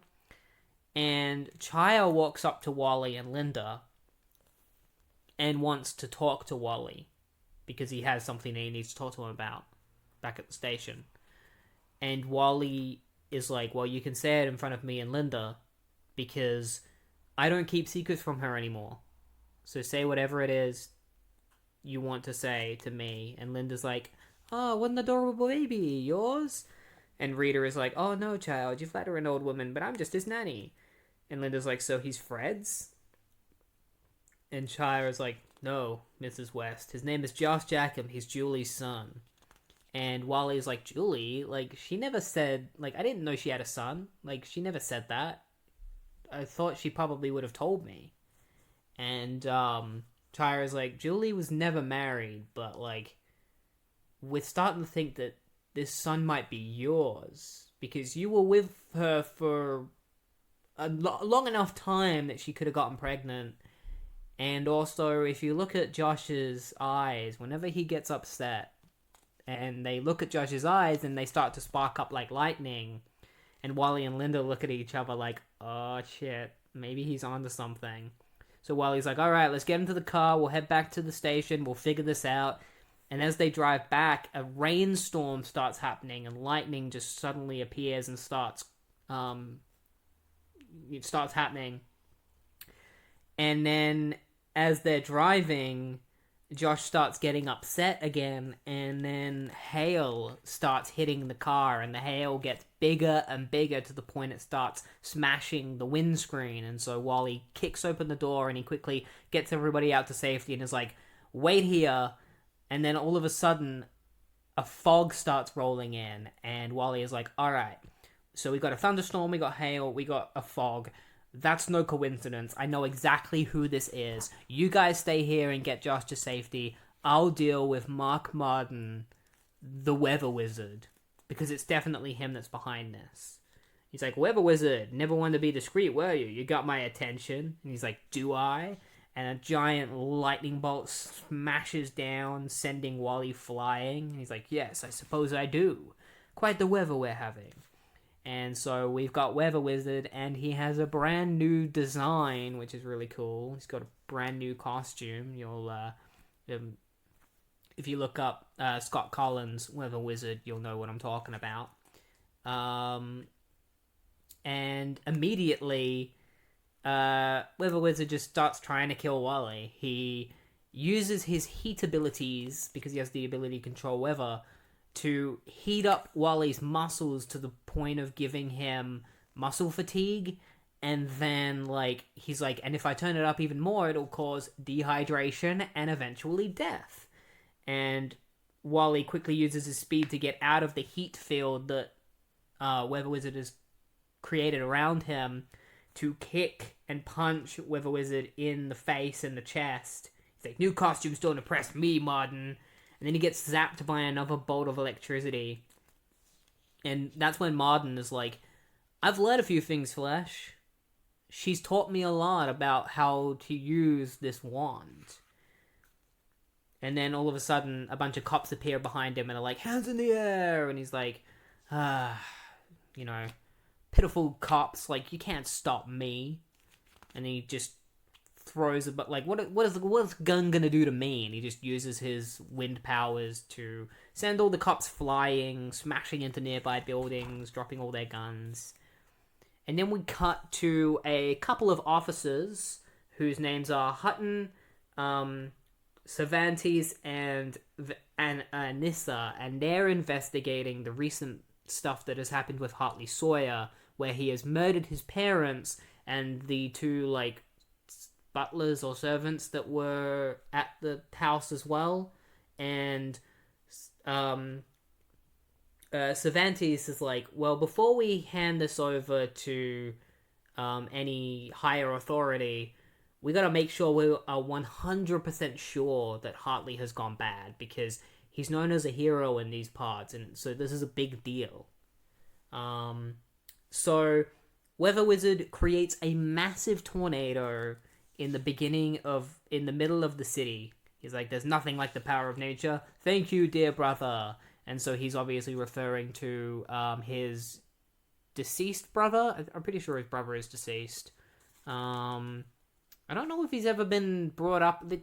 I don't know if this is the first time his brother is brought up, or if he was brought up back in the Silver and Bronze Age. I don't remember. But yeah, he has a brother who I'm pretty sure is dead. So this massive tornado is ripping up the entire city. So Wally's just like, great. I'm going to have to try and stop this tornado. But that might be harder than a regular tornado, because this isn't a regular tornado. This is one that's powered by a Weather Wizard's wand, so it's much stronger, and it's not regular wind. It's wind created from the wand. So as Wally is trying to run towards the tornado, he gets zapped by another blast of lightning, which knocks him over, and because he's lost his footing, he just gets sucked up right into the tornado and whipped around. The Chaya, Rita, and Linda have all ran into a nearby theater with Josh, and the roof just gets ripped apart, and a bunch of chairs knock Chaya and Rita over, and they get covered in chairs and knocked out. And Linda's holding Josh and is like, you better not hurt this kid. And Weather Wizard is like, hurt him? Give me my son. And so there we have it. The reveal that Josh Jackham is in fact Mark Martin's son. And Weather Wizard is going to do anything he can to get his son back. What's going to happen next? Will he get his son back? Who will he kill in order to get his son? We're going to have to find out in issue 176. So, Birthright Part 2, The Rainmaker. Linda is being chased by Mark Martin, the Weather Wizard, who wants his son back. And as she's running away from him, she talks about the fact that she hates running. Because unlike most sports, when it comes to running, you can't pull for any team. It's just a straight way to a finishing line, and she has a problem with that. So, Weather Wizard appears in front of her and is like, the sky looks dark for you, girl. Now give me my son. And she's like, back off, Weather Wizard. I'm warning you. And he's like, you're kidding, right? And as Linda's running away, she's like, yeah, I was kidding. Like, what am I going to do? There's not even any cops nearby. And we find Murillo on the ground, all cut up by glass and stuff. And as we learned in a previous issue, after he was slashed by the Cicada, he now has healing abilities and is possibly immortal. So he just heals right up. And so Linda is like, I'm never going to give this kid to you. Like, how could this kid ever be yours? She goes to grab a gun that's nearby, and Weather Wizard just blows it away. And that's when he reveals to her, he's like, well, first of all, you know it's my son, because how else do you think these skies are like this? It's because he has the powers of my weather wand in him, but he just doesn't need the wand in order to use it. And when we're in close proximity, he makes me more powerful. So I want to figure out how I can make my powers like his, so I can do all this without needing that stupid wand. And the best way to do that is to take this kid to my friends so that they can open him up and take a look inside him and figure out how to power me up. Or at least that's what she said. And he keeps referring to this mysterious woman who seems to have been helping him and was the one that told him, like, he wouldn't have even known his son existed without this mysterious woman who told him about it. And that's when Murillo shows up and shoots him in the shoulder before he can harm Linda or Josh. And she's like, you alright? And he's like, yeah, strangely enough, just ruined a good shirt. He's like, you're good as dead, blue boy. And Murillo's like, let's get the hell out of here, and introduces himself. And that's when they see the giant tornado still ravaging the city, and they see Wally flying around inside it. And so we get to see Wally's perspective and how he's going to escape from this tornado. The way he does it is there is a truck flying in the, spinning around in the tornado with him, and he vibrates his hands into it, causes the truck to explode, because whenever he vibrates through things, they explode, which shoots him out of the tornado, and he grabs onto a cable, stopping himself from, going kaput, going squish. Now that he's out of the tornado, he has to stop the tornado. And the way he does that is the way that the Flashes have always done that. Go around the tornado in the opposite direction, using the heat to dissipate the cold, which in turn dissipates the tornado. And there's actually a kid who falls out of the tornado, and Wally quickly grabs him and helps him get back to safety. And then he returns to Linda, Josh, and Murillo, and that's when Linda reveals to Wally that Weather Wizard is saying that the kid is his, and she's starting to think that maybe she believes him because he seems pretty honest about it. And then Weather Wizard is like, yeah, and if you look at the kid, you can see that he has my eyes. And so Wally quickly grabs Weather Wizard's wand. He's like, I'll take that. And then he just punches Mark over and knocks him to the ground. He's like, let's talk. And Weather Wizard is like, only on my terms. And Wally starts getting zapped by the wand. And Weather Wizard is like, I'll have that back. And the wand flies back to him, and he's like, she's taught me a lot of abilities. Like, that's another thing that she's taught me. Again, this mysterious woman that he's referring to has taught Weather Wizard how to control the wand without even holding it. And then he decides to just brag to Wally about how he slept with Julia after Wally dumped her. She was having a bad day. She went to a nearby bar, and Weather Wizard was there, but he wasn't, like, in his civilian attire. And unlike Cold and Mirror Master, you know, Martin's always been good with the women, so he was able to help her feel better, and then he slept with her. But he wasn't expecting to get a child out of it until my friend showed me the truth. My associate, she showed me the truth of how I had a child with Julia. And then he creates a huge gust of, like, cold wind, which knocks Marilla away. And then he creates a bunch of hail, which knocks out Linda. And he grabs his son, and he's like, I lost sight of what was really important. Absolute power. He's like, what secret do you hold? What will your insights teach me? And he looks at his son, Josh, and Josh's eyes stop sparking with lightning, and he sees that they're brown eyes, and he's like, my son, you do have my eyes. My brother's eyes. And then Wally whooshes by, grabbing Josh and handing her off to Linda, and Weather Wizard is like, give him to me, and Wally's like, save it, Wizard, I'm not putting that child in harm's way. Now you better drop that wand. And he vibrates his hand over the wand, cracking it, and Martin is like, no, damn you, Flash, and he throws it away, and the wand explodes in a fury of thunder and lightning, and then Wally just punches Martin repeatedly in the face, knocking him to the ground. And, knocking him out and defeating Weather Wizard. And, so everyone's safe, including Josh. And then Mirror Master appears in a nearby window and is like, she warned you, Mark. She said that now wasn't the time and that you should wait. But you didn't.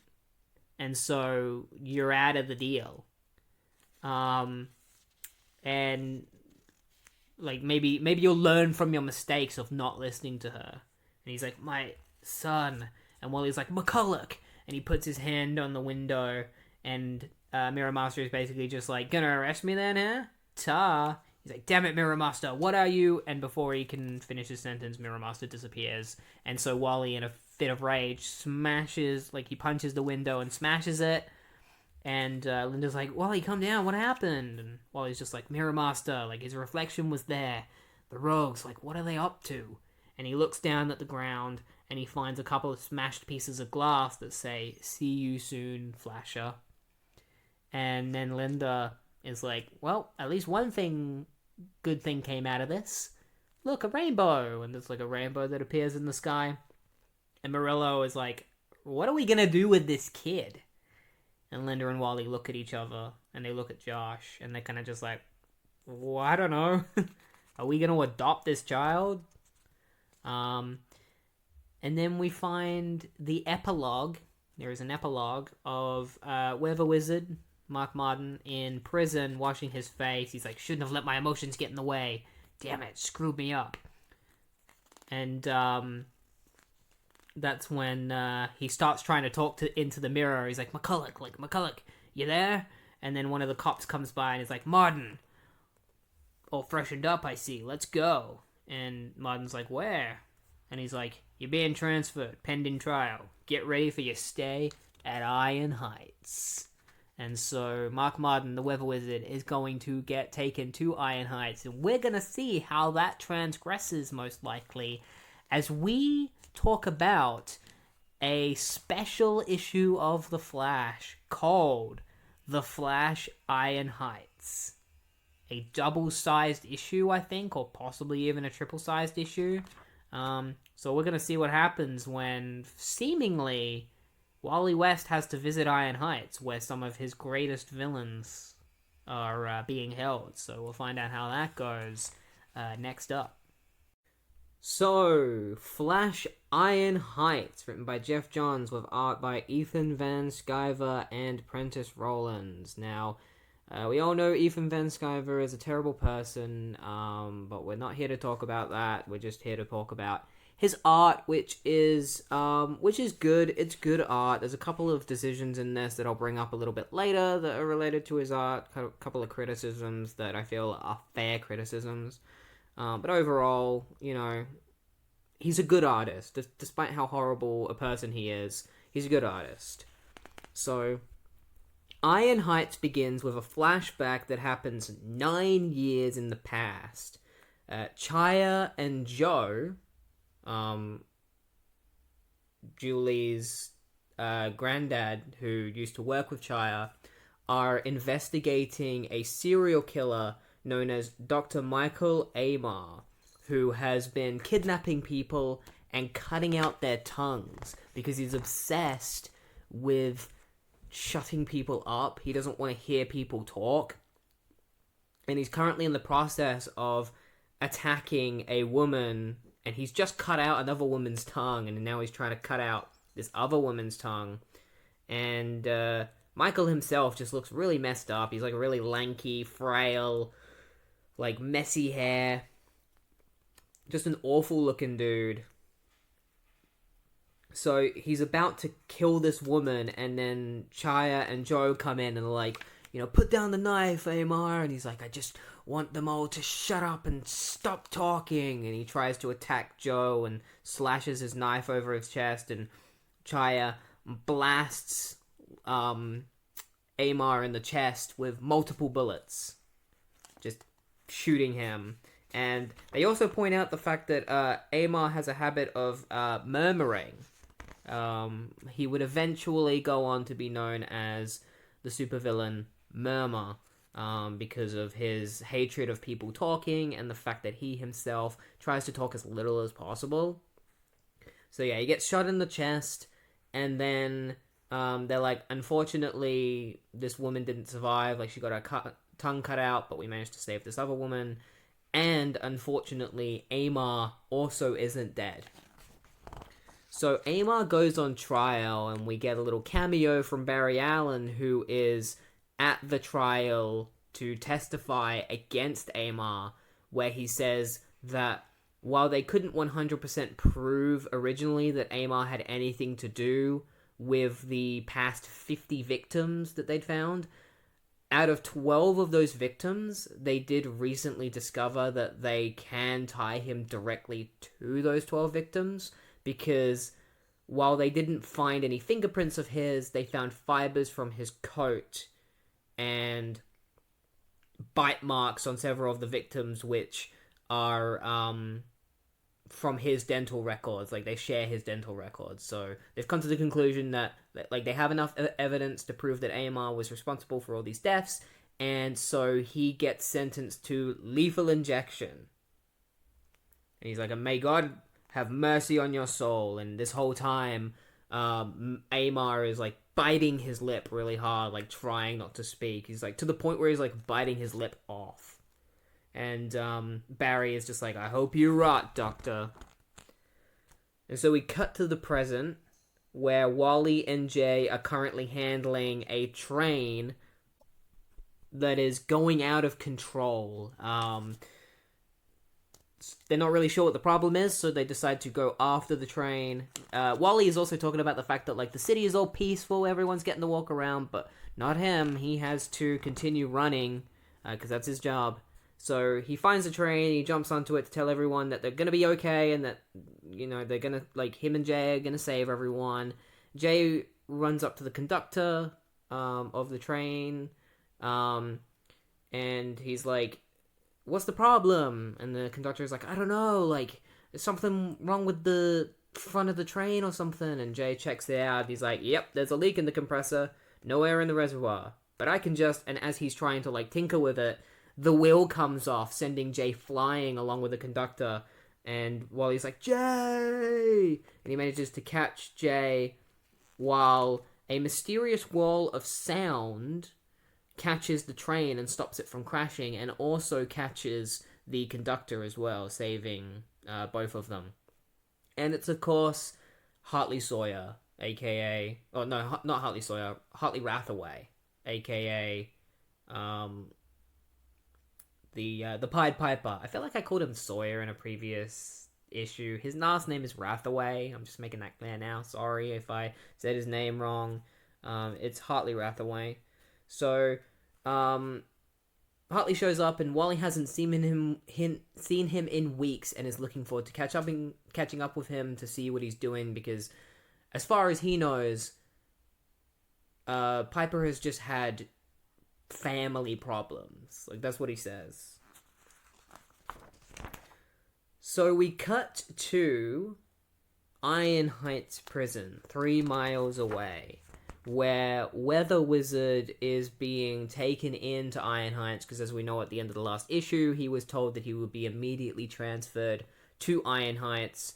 And by immediately, I guess they meant like a couple of months later, because Ethan Van Sciver, like, he draws Weather Wizard with long hair, much longer than his hair was in the previous issue. Like, it takes like 6 months to grow your hair out this long.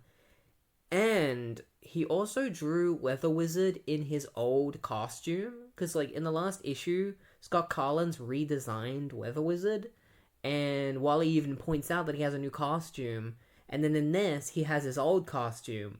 And then you can tell that Geoff Johns is trying to... Like, you can tell that Van Sciver, like, changed the costume without Geoff knowing. Because there's a line in this. Because Weather Wizard meets the warden of Iron Heights, whose name is Gregory Wolfe. And there's a line in this where Gregory's like, a bit silly, don't you think? Like your costume, nice of us to put you back in your old one for the duration of your stay. Like, you can tell that was Geoff being like, Ethan, why'd you put him in the costume? And it was like too late to ask Ethan to like redraw the whole... Like, he couldn't just redraw the whole issue, so he's like, guess I'm gonna have to put that line in and say that Iron Heights put him in his old costume for some reason, even though that makes no sense whatsoever, you know? Because Wolf says that, like, the reason why he put him in the costume is because Weather Wizard needs his mask, because the idea is that all the prisoners at Ironheight are treated like shit. Like, they're beaten daily, they're given barely any food, they're tortured. And Gregory Wolfe is like, the reason why you need to wear your mask is so that whenever we see someone without a mask outside of their cell, we can shoot them on sight. So if we see a mask outside of their cell, the men here will shoot you, and I will shoot you too. And, you know, like, his new costume had a mask too, so whatever. That was my main criticism of Van Sciver's art in this, is that he just completely disregarded, like, the redesign that Scott Collins did in favor of the classic design, which, look, the classic design's fine, but, like, I really like the new costume. I actually prefer it. It looks really good. Gregory Wolfe continues to berate Weather Wizard. He starts interrogating him about his brother. He pretty much makes Weather Wizard admit that he killed his own brother, because basically his brother was the one that created the Weather Wand, and Mark showed up one day and killed his brother and took the wand. He swears he didn't, but Gregory Wolfe is like, you used the wand, didn't you? And, like, the first thing you did with it was you stopped his heart. And Wizard just doesn't really answer him. He's like, no, and he doesn't even finish his sentence. He starts, like, howling in pain. You're what I call a weed, Wizard. You've been caught dozens of times and escaped dozens of times. That ends now. Nobody breaks into Iron Heights, and nobody breaks out. Like, you're here forever. And then he calls in a bunch of guys, and they all bring in their pipes. He's like, I'm gonna leave you with my friends. Welcome to Iron Heights. And Weather Wizard gets beaten off screen. Or off panel. And then he gets taken to his cell in the pipeline, which is where all of the... They call them the E-villains, I guess, because it's, like, the lowest of the lows. Like, this is where, you know, the crappiest villains are placed. And it's an awful place full of cockroaches. It's rusty, it's grimy, it's disgusting. There's a couple of cops bringing him to his cell, and they're like, I hate having to come down to the pipeline. This place sucks.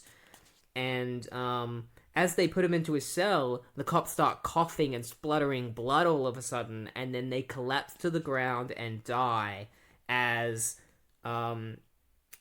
Michael Amar, aka Murmur, watches them from his cell.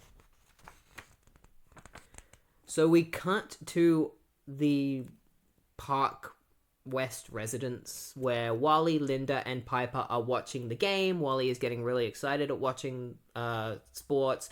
Piper's also excited as well. And Wally's like, when did you suddenly get interested in sports, Piper? And Piper's like, what's your problem? And Wally's like, my problem is you still haven't told us where you were those 3 weeks ago. And Piper's like, I told you, family problems.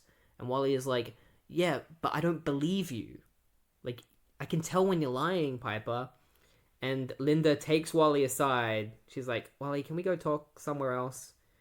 He's like, relax, like, enjoy the game, right? Like, you know, Piper, like, he said all he has is just honest family problems. So just leave it be, and he'll tell you when he's ready to, because he's your friend, you know? So just let him tell you when he wants to. And Wally's like, she's right. Of course, she's always right.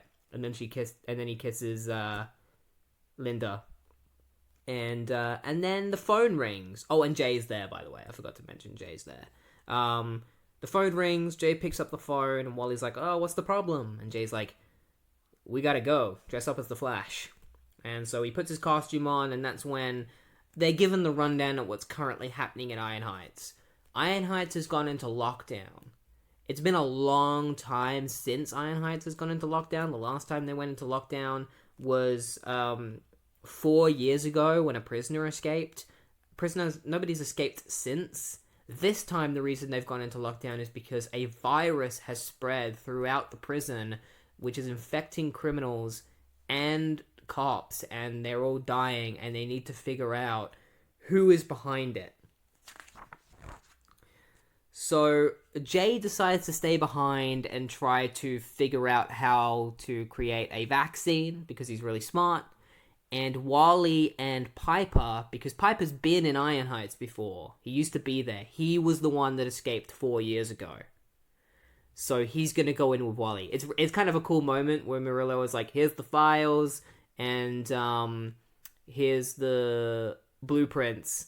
And Piper's just like, let me look at the files, I'll be able to remember them. And also, you don't need to give me the blueprints because I already know them. And he's like, how do you know them? And he's like, because I was the one that escaped 4 years ago. It's a pretty cool moment for Piper.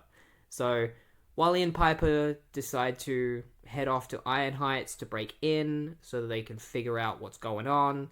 And Wally covers his eyes with his mask in order to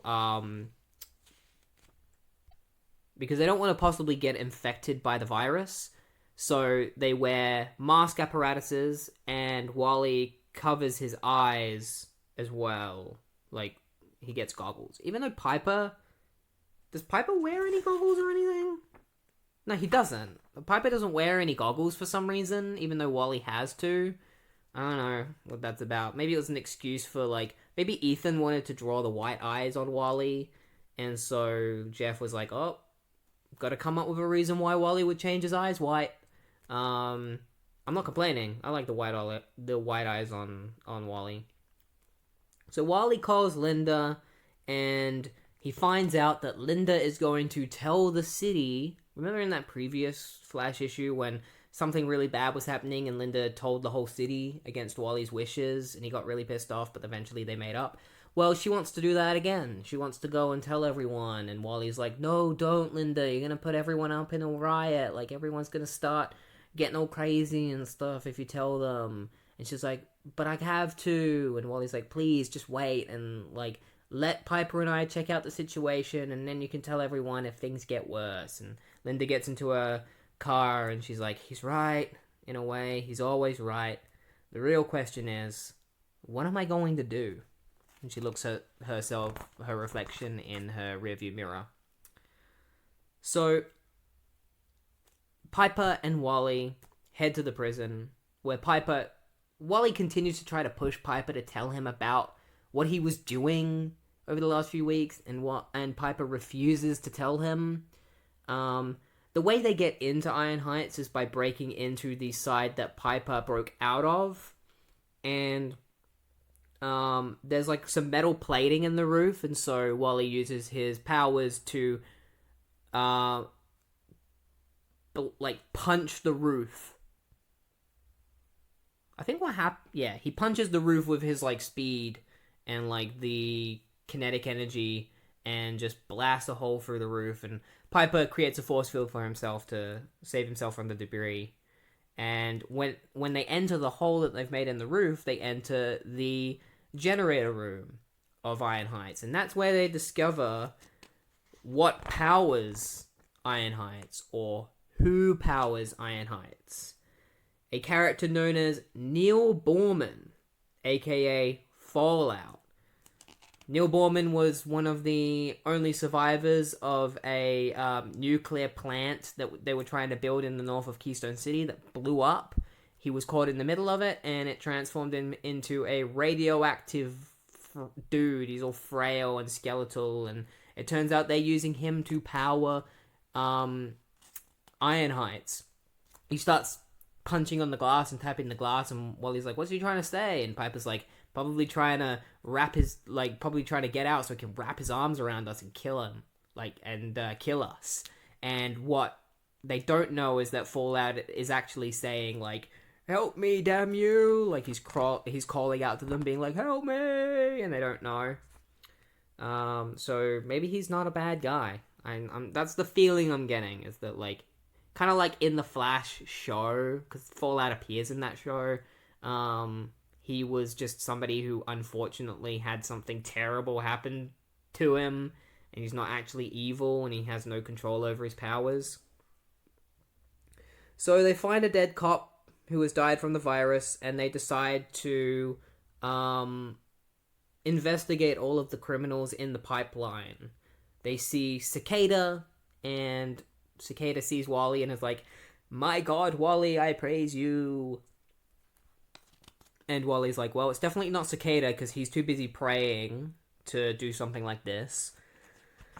And so they go to Dr. Alchemy, and Dr. Alchemy is like, I would never break out of here, because I'm having fun, just, like, I'm loving the peace and quiet, and now I finally get to finish reading my book. And we see the book that Dr. Alchemy is reading, and it's a book full of gibberish. It's just like the same... It's like the same mathematical equation over and over again. They decide to check out Weather Wizard, aka Mark Martin, because he was the one that was most recently put in here, and Mark's just like, please help us get out of here, like, no thief belongs to be in here, no villain belongs in here, like, this is no place for villains of any kind. And they continue passing different criminals. We get a little cameo of Tar Pit. We get a cameo for a character who we can't see, like, but he says, like, stop the spinning, so I'm assuming that this is supposed to be the top, I'm assuming. And then they get to Murmur's cell, and Wally puts two and two together. He realizes that the way they found out the virus had started was because cops and criminals in Iron Heights were complaining about sore throats and thirst. And Wally is like, Murmur created the virus to shut everyone up. Like, it makes so much sense. So they try to talk to Murmur, and Murmur just appears. And he's like, Wally's like, Murmur, like, tell us everything. Like, did you do this? Did you create this virus? And Murmur puts his hand through his door. Like, there's like a little, like, opening on the door. He slides his hand through his cell door, and he has a gun, and he just blasts Wally with it, sending Wally flying backwards into a glass panel, which smashes. And as he sees the glass panel, he's like, damn. And he sees because the glass panel is obviously a cell, and he sees the sign that says who is in the cell, and he's like, Piper, get... And the glass just smashes as Wally quickly grabs Piper and, like, jumps to the ground with him, as a villain known as Girder, aka Tony Woodward, breaks out of his cell. Tony Woodward is made out of metal, and when he is exposed to air, he rusts, and so his whole character is being like in pain and like being depressed about rusting and slowly falling apart. And he's like, do you know what it's like to be a damn leper? And I'm like, damn, Geoff, like, come on, like, that's rough. So while Wally is fighting Girder, Piper has to face a weird villain, probably one of the weirdest villains I've ever seen, Double Down. Double Down is this criminal who believes that he's possessed by a pack of cards, and the cards are his body. Like, they peel off of his body, and, like, they are his skin. So, like, the cards peel off, and there's, like, muscle on his, like, his exposed muscle on his face as they turn into cards. It's really gross. Weather Wizard manages to escape. He's like, thanks for the exit door, Flash. And, Wally's mask gets ruptured thanks to Girder, and he's like, damn it, my mask. And, meanwhile, Piper manages to take down Double Down just by using his magic against him. Like, because he gets attacked by a bunch of Double Down's cards, but Piper just shoves his pipe in Double Down's mouth and then blasts his music into Double Down's head, causing excruciating pain and knocking him out. And then Wally, the way he beats Girder is he just steals all of his momentum, because he has that ability. So he just steals all of his momentum, and then heads straight for Murmur, who is already trying to cut out the tongue of a cop. And he grabs Murmur, and he's like, Murmur, like, tell me how to cure, like, how to get rid of this virus. Like, how, like, what's the cure? How do we stop this? And Murmur won't talk, and he's like, talk, damn it! And he pulls the mask off of Murmur that Murmur's wearing, because Murmur wears a mask with, like, stitching on it. He pulls the mask off, and that's when it's revealed that Murmur has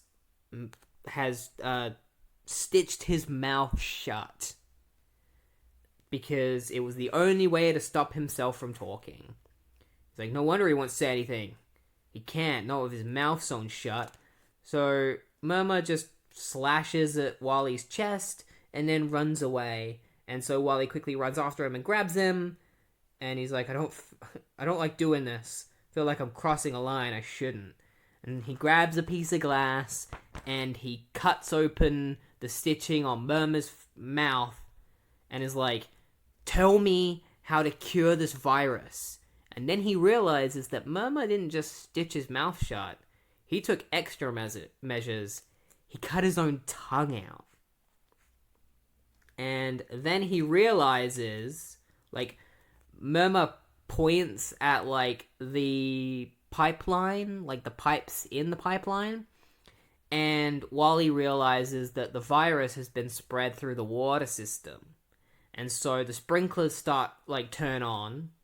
And, Murmur presses, like, because he presses the fire alarm, the sprinklers turn on, and everyone gets doused in the water, including Wally. So now Wally is infected with the virus. So he asks Murmur if he's like, Murmur, you're infected too, so tell me how to cure this virus.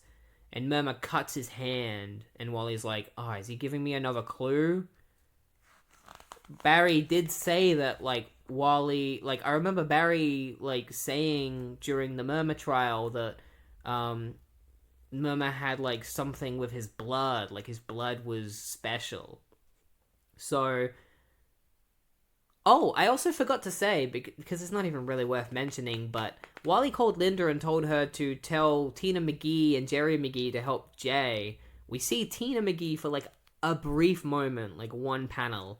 So it's good to see her again. She's talking to Jay, and as she's talking to him, she suddenly slows down, and Jay's like, Gina, you're alright? And Wally shows up, and he's like, sorry, I had to put you in speed mode, Jay. I think I figured out the cure to the virus. I got this blood from Murmur. And Jay looks at the blood, and he's like, yep, this should definitely help. Like, it's very possible that this could help. Murmur's blood has way more antibodies in it than the average human, so he might be immune to anything. And because Wally is quickly dying from the virus, because he has super speed powers, because he has super speed, the virus is killing him faster than it would anybody else. So Jay quickly is like, alright, I'm not sure if this is going to work or not, but I quickly whipped up a solution because I have super speed. So here, have this. And he puts the needle in Wally and is like, let's hope that this works. And Wally bends down in pain and is like, ah, and lightning starts coming out of him. And he's like, you're the man, Jay. Now show me how to make that stuff. And he's been cured. Yay. So basically, using Wally's powers fused with Murmur, his blood, that's how they create the vaccine. Wally funnels lightning into the, speed force lightning into the blood, and that creates the cure. And so Jay decides to take the blood and, help put it into the water supply so that it cures as many people as possible, while Wally takes a bunch of the vaccine and vaccinates as many prisoners and cops as he can. And he's so fast that they won't even know that he jabbed them. They'll just be like, ow, somebody jabbed me with a needle. And so it's all good. The virus is taken care of. The prisoners have all been put back in their cells, except for a couple that managed to escape.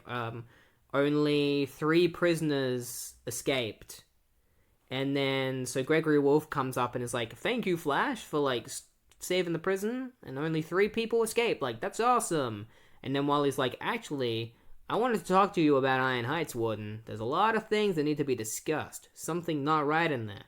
The inmate locked up in the power room, and as he's talking to Wolf, his eyes glow, and Wally's leg starts cramping all of a sudden. So you can tell Wolf has, psychic abilities or something. So Wally's like, leg cramp, got a leg cramp all of a sudden.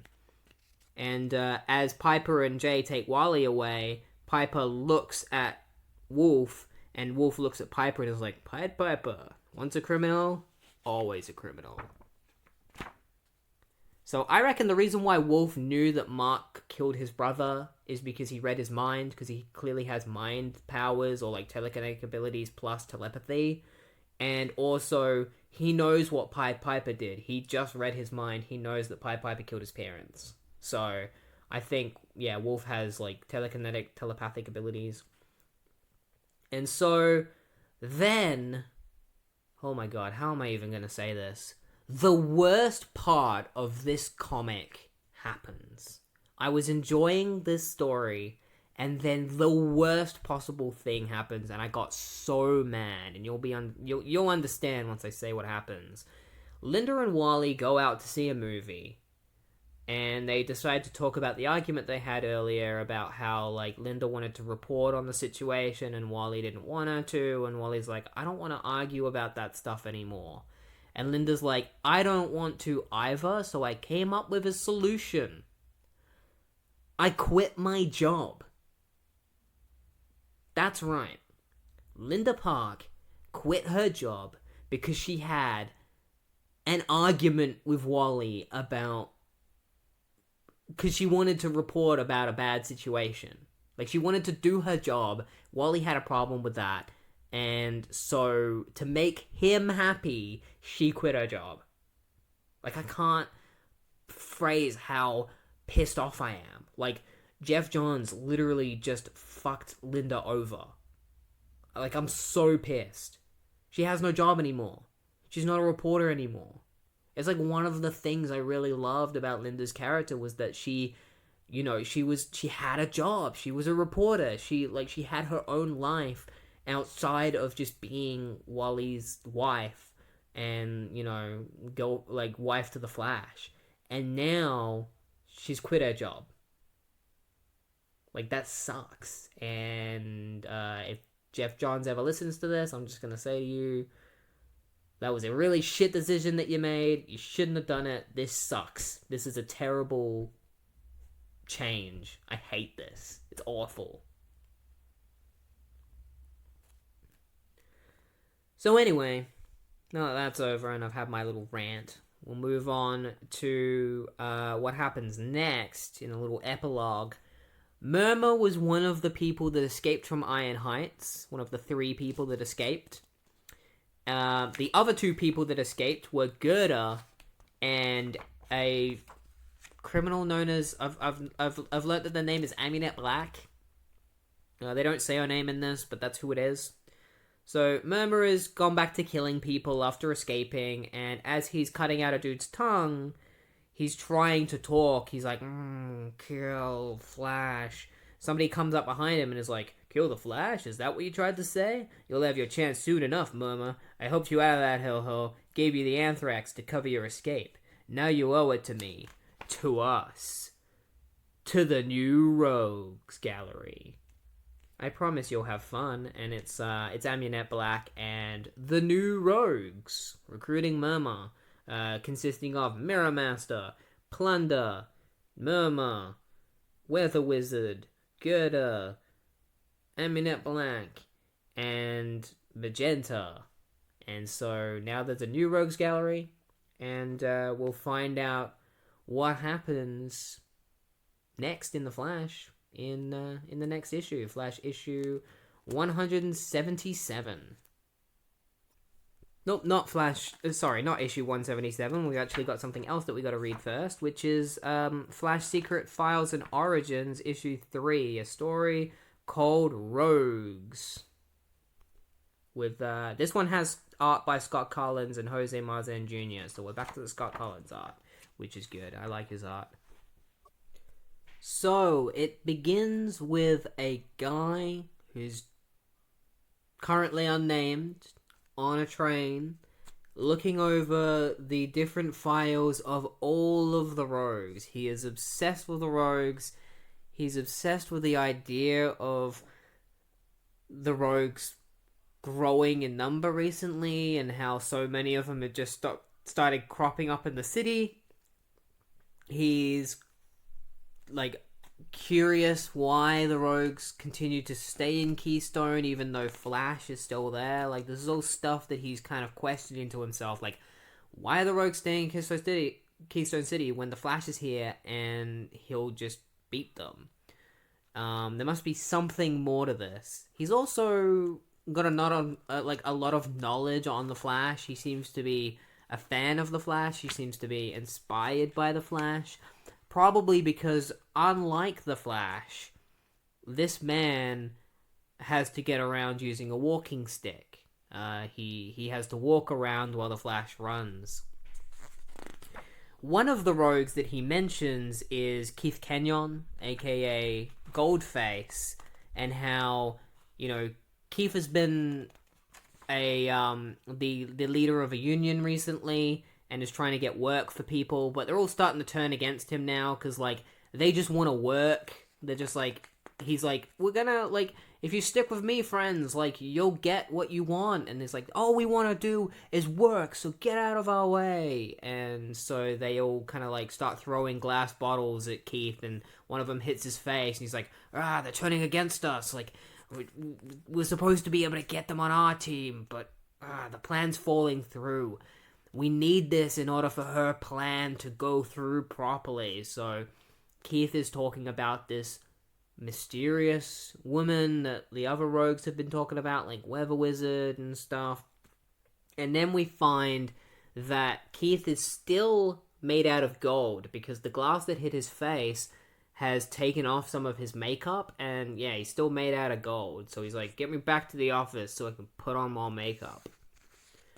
So this nameless guy that we've been following ends up at the Keystone City precinct, where he accidentally trips over when he bumps into Chaya and trips over, and Chaya's just oh, sorry, I didn't mean it, sorry I did that. Hey buddy, why are you here? And he's I'm looking for Detective Murillo.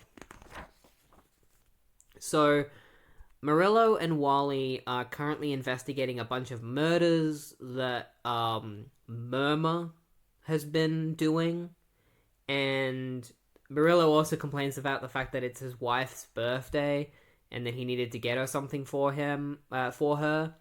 And Flash is like, all right, that's not a problem. And he brings a bunch of flowers for Murillo. He's like, you owe me for that.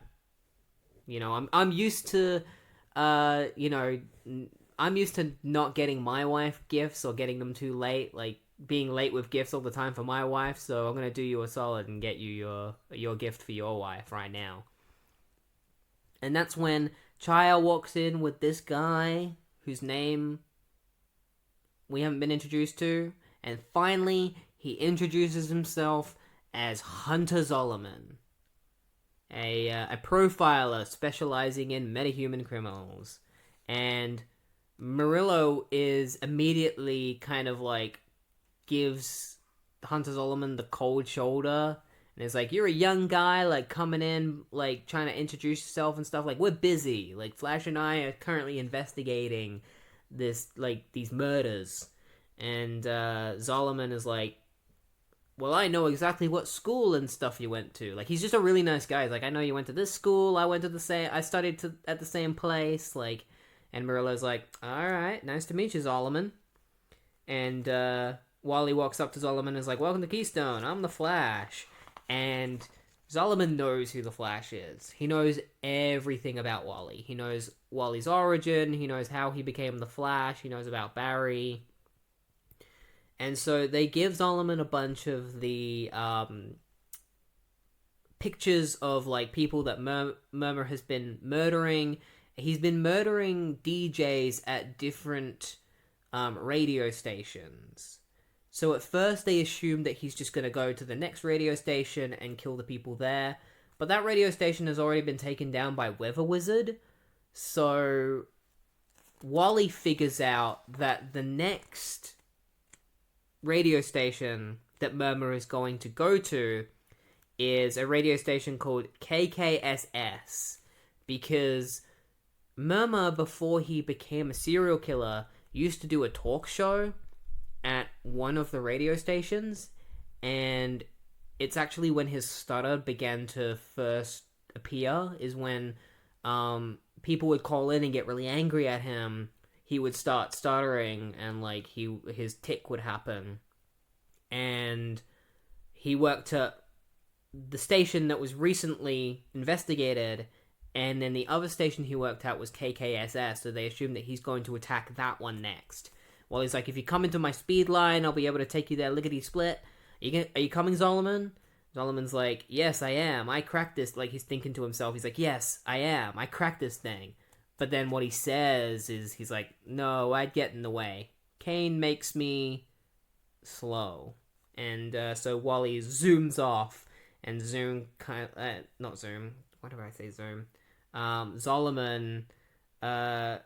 holds tightly onto his cane and is like, damn this thing. And we see that there's like a lightning bolt on the top of Zolomon's cane.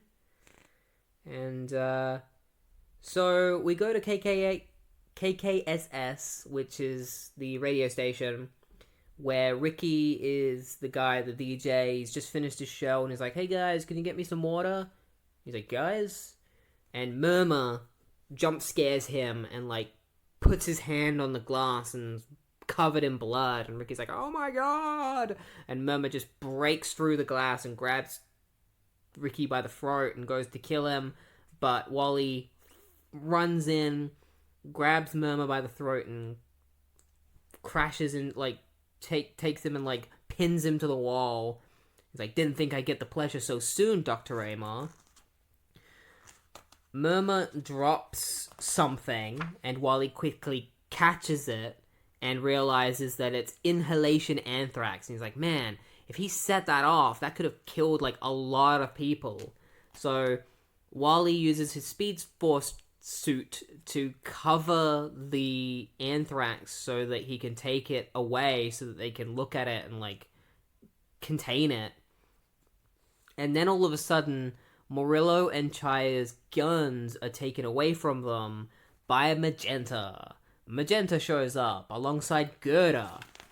and they destroy the radio tower. Magenta bends the radio tower and it crashes into the ceiling of the radio station, causing Chaya and Murillo to fall out of the building. It knocks them out. And Wally's just kind of like, what the? And then, before he can even think, Girder just punches Wally in the face, sending him flying out of the building. It turns out that Magenta has the ability, because she can control metal, she can make Girder move faster using her powers. And Girder's like, your magnetic power is definitely increasing my speed, girl. Haven't felt this good since before the accident. I think we could do a lot together. Been locked up for a long time. And Magenta's like, forget it, Girder, or I'll rip you in half. And so Wally leaves the building to quickly grab Chaya and Murillo because they're falling from the sky. So he runs on top of a cop car and then creates a tornado that he catches them in, with his arms. He does the arm tornado and catches them. He's like, you guys stay here. I better get it back up there before they... And it turns out they're gone. Wally, so we cut to, Murillo on the phone after they've already gone, and he says that, off-panel, Wally saw Girder... Oh, no, not Wally. Ricky, the DJ, saw Girder, Magenta, and Murmur all seemingly enter a window, and Wally assumes that it's Mirror Master, and, Murillo's like, well, he's probably right. It probably was Mirror Master. And then he gets a call from his wife, and he's like, oh, a gift? Oh, of course I got you a gift. It's not late. I'm gonna get it right now. I'll get it for you. And, so Zolomon narrates, he's been narrating some of the stories, talking about how, they saved lives. He's like, at least we saved lives. That is the idea. Apartment is within walking distance. Good. I still love to walk. Strange. The city doesn't seem so harsh at night. So dirty. I think this will work. Help me forget. Forget the accident. Forget about her. Yeah. I look forward to this. So it's kind of who is he referring to? What kind of accident is he talking about? I'm sure we'll discover that as we continue reading Geoff Johns' Flash. And then we get a little epilogue of the new rogues all together, led by Amunet Black, who I am assuming is the woman that they keep referring to. And Amunet is like, it's great that we've been using Murmur's murders to distract them from our real plan. As soon as they fix those radio towers, we'll be able to use them to take over the Twin Cities. So the rogues have the plan to take over the Twin Cities. How they're gonna do that, we don't exactly know yet, but that's the plan. There's a couple of new characters here that, there's a couple of new characters here that look really weird. There's this weird, gooey monster dude that's really disgusting looking. It looks like a bunch of boogers all put together, like a big snot pile. And so as the new rogues are planning to take over the Twin Cities, something is listening in on them. Someone. And he's like, humans. They will soon understand the Flash and his city do not belong to them. They belong to the Thinker. And so the Thinker is eavesdropping on the rogues because he has his own plan. So it looks like we're building up to a war between the Flash, the rogues, and the Thinker. So we'll see what happens in issue 177. Because now we're going to read issue 177. Now that we're done with that, we're moving on to issue 177, where Wally deals with a black hole. And the first thing I think of is, does that mean Chunk is coming back? Remember Chester P. Runk, Wally's best friend who has been gone for so long? Maybe he's back in this issue. I hope so. I miss him. So, issue 177 begins with, in the theatre district, where Chester P. Runk and his fiance, because their fiance, that she's his fiance now, um, are going off to see a show together, and they get attacked by a couple of thugs who want to mug them. They're like, "Give me a wallet," and Chester is like, "No, stupid." And he uses his abilities because he has black hole abilities, the ability to just like make things disappear from existence and appear. Like he like sucks them into himself and stuff, but they don't. It doesn't show him sucking things in anymore. Instead, he just kind of like points his hand at them and they pop out of existence. They just go like boop, and so like he makes the guns disappear, and then he grabs a couple of trash cans and makes them appear above the two thugs, and the trash cans fall on top of them, knocking them out. And so Connie's like, "God, they almost..." And Chunk is like keeping her, like making sure she's okay, and he's like, "But they didn't." And then all of a sudden, we see the point of view of a scope looking at Chunk from a distance, and Chunk gets shot in the chest. So Connie's like, "Chester!" And he's like, "Ugh!" And she's like, "My God, Chester! Oh my God, you've been shot!" And he's like, "Connie, get out of here! Go!" And the hole in his chest has opened up the singularity inside him, which is like a black hole.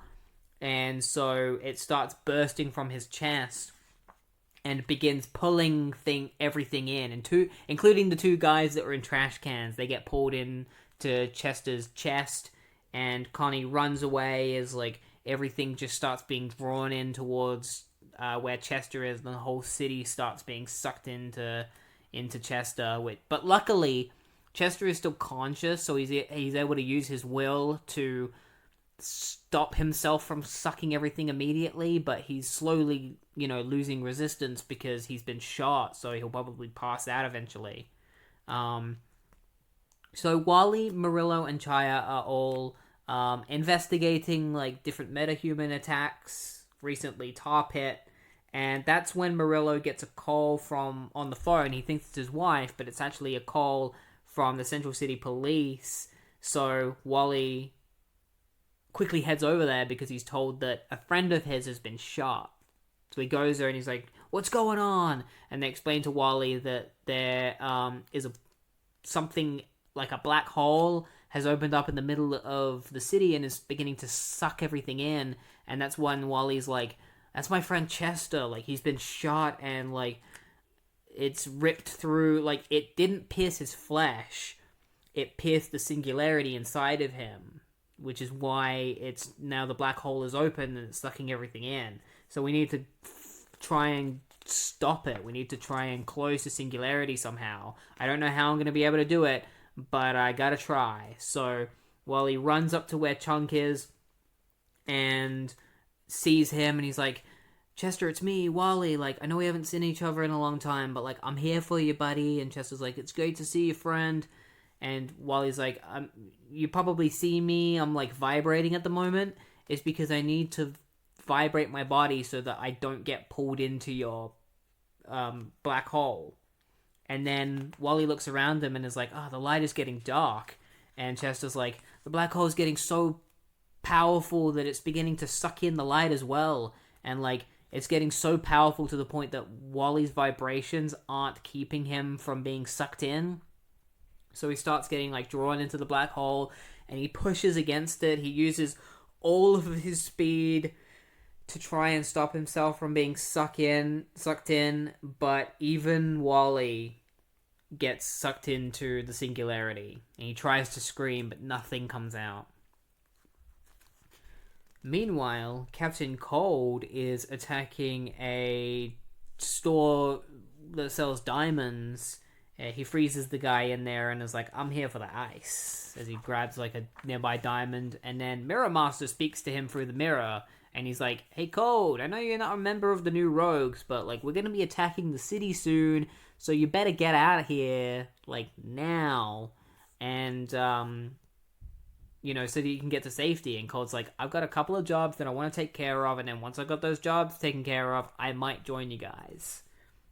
He's like, but stay out of my shaving mirror. And he shoots it and then heads off.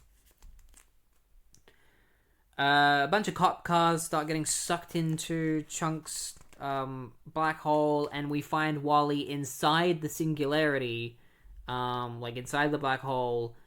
And as he's drawn into it, he kind of vibrates himself so that he doesn't feel as much pain while inside the black hole because it's pulling all of his muscles. He manages to find the singularity, which is just a light within the black hole, like a ball of light.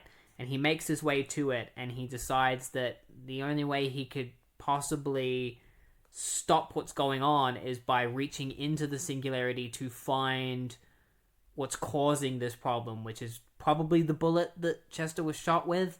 So while he solidifies himself for a brief moment, feeling intense pain, he puts his hand into the singularity and he pulls out the bullet, and the black hole spits everybody out. Everybody appears back in the city. They're all good, including like the cop cars and stuff. And Wally is back with the bullet, and he's like, I managed to get the bullet out. I managed to save you. Like, everything's all good. Could you quickly stop those cop cars from falling from the sky? And Chunk's like, yeah, sure. And he uses his powers to make sure that the cop cars land on the ground safely. And then Wally checks out the bullet, and he's like, this isn't a normal bullet. I've got to take this bullet. Like, this doesn't look like a normal bullet. I should take this to someone who might be able to figure out what it is. So Chunk is taken to the hospital where Connie is there to see him, to make sure he's okay. And Tina McGee and Jerry McGee show up and do some tests on Chester. And Jerry creates a little device that he says will keep Chester's singularity in check until he fully heals. And then Wally shows him the bullet, and Jerry reveals that the bullet itself is also a singularity. So it was so that's how it was able to like offset Chester's singularity and cause the black hole to start enveloping the city. So Wally is like, man, somebody knew what they were doing when they created this bullet, and that scares me. Like, I wonder who shot him. And that's when we find out that the person who shot Chunk was Plunder. Or Plunderer. Oh, yeah, Plunder.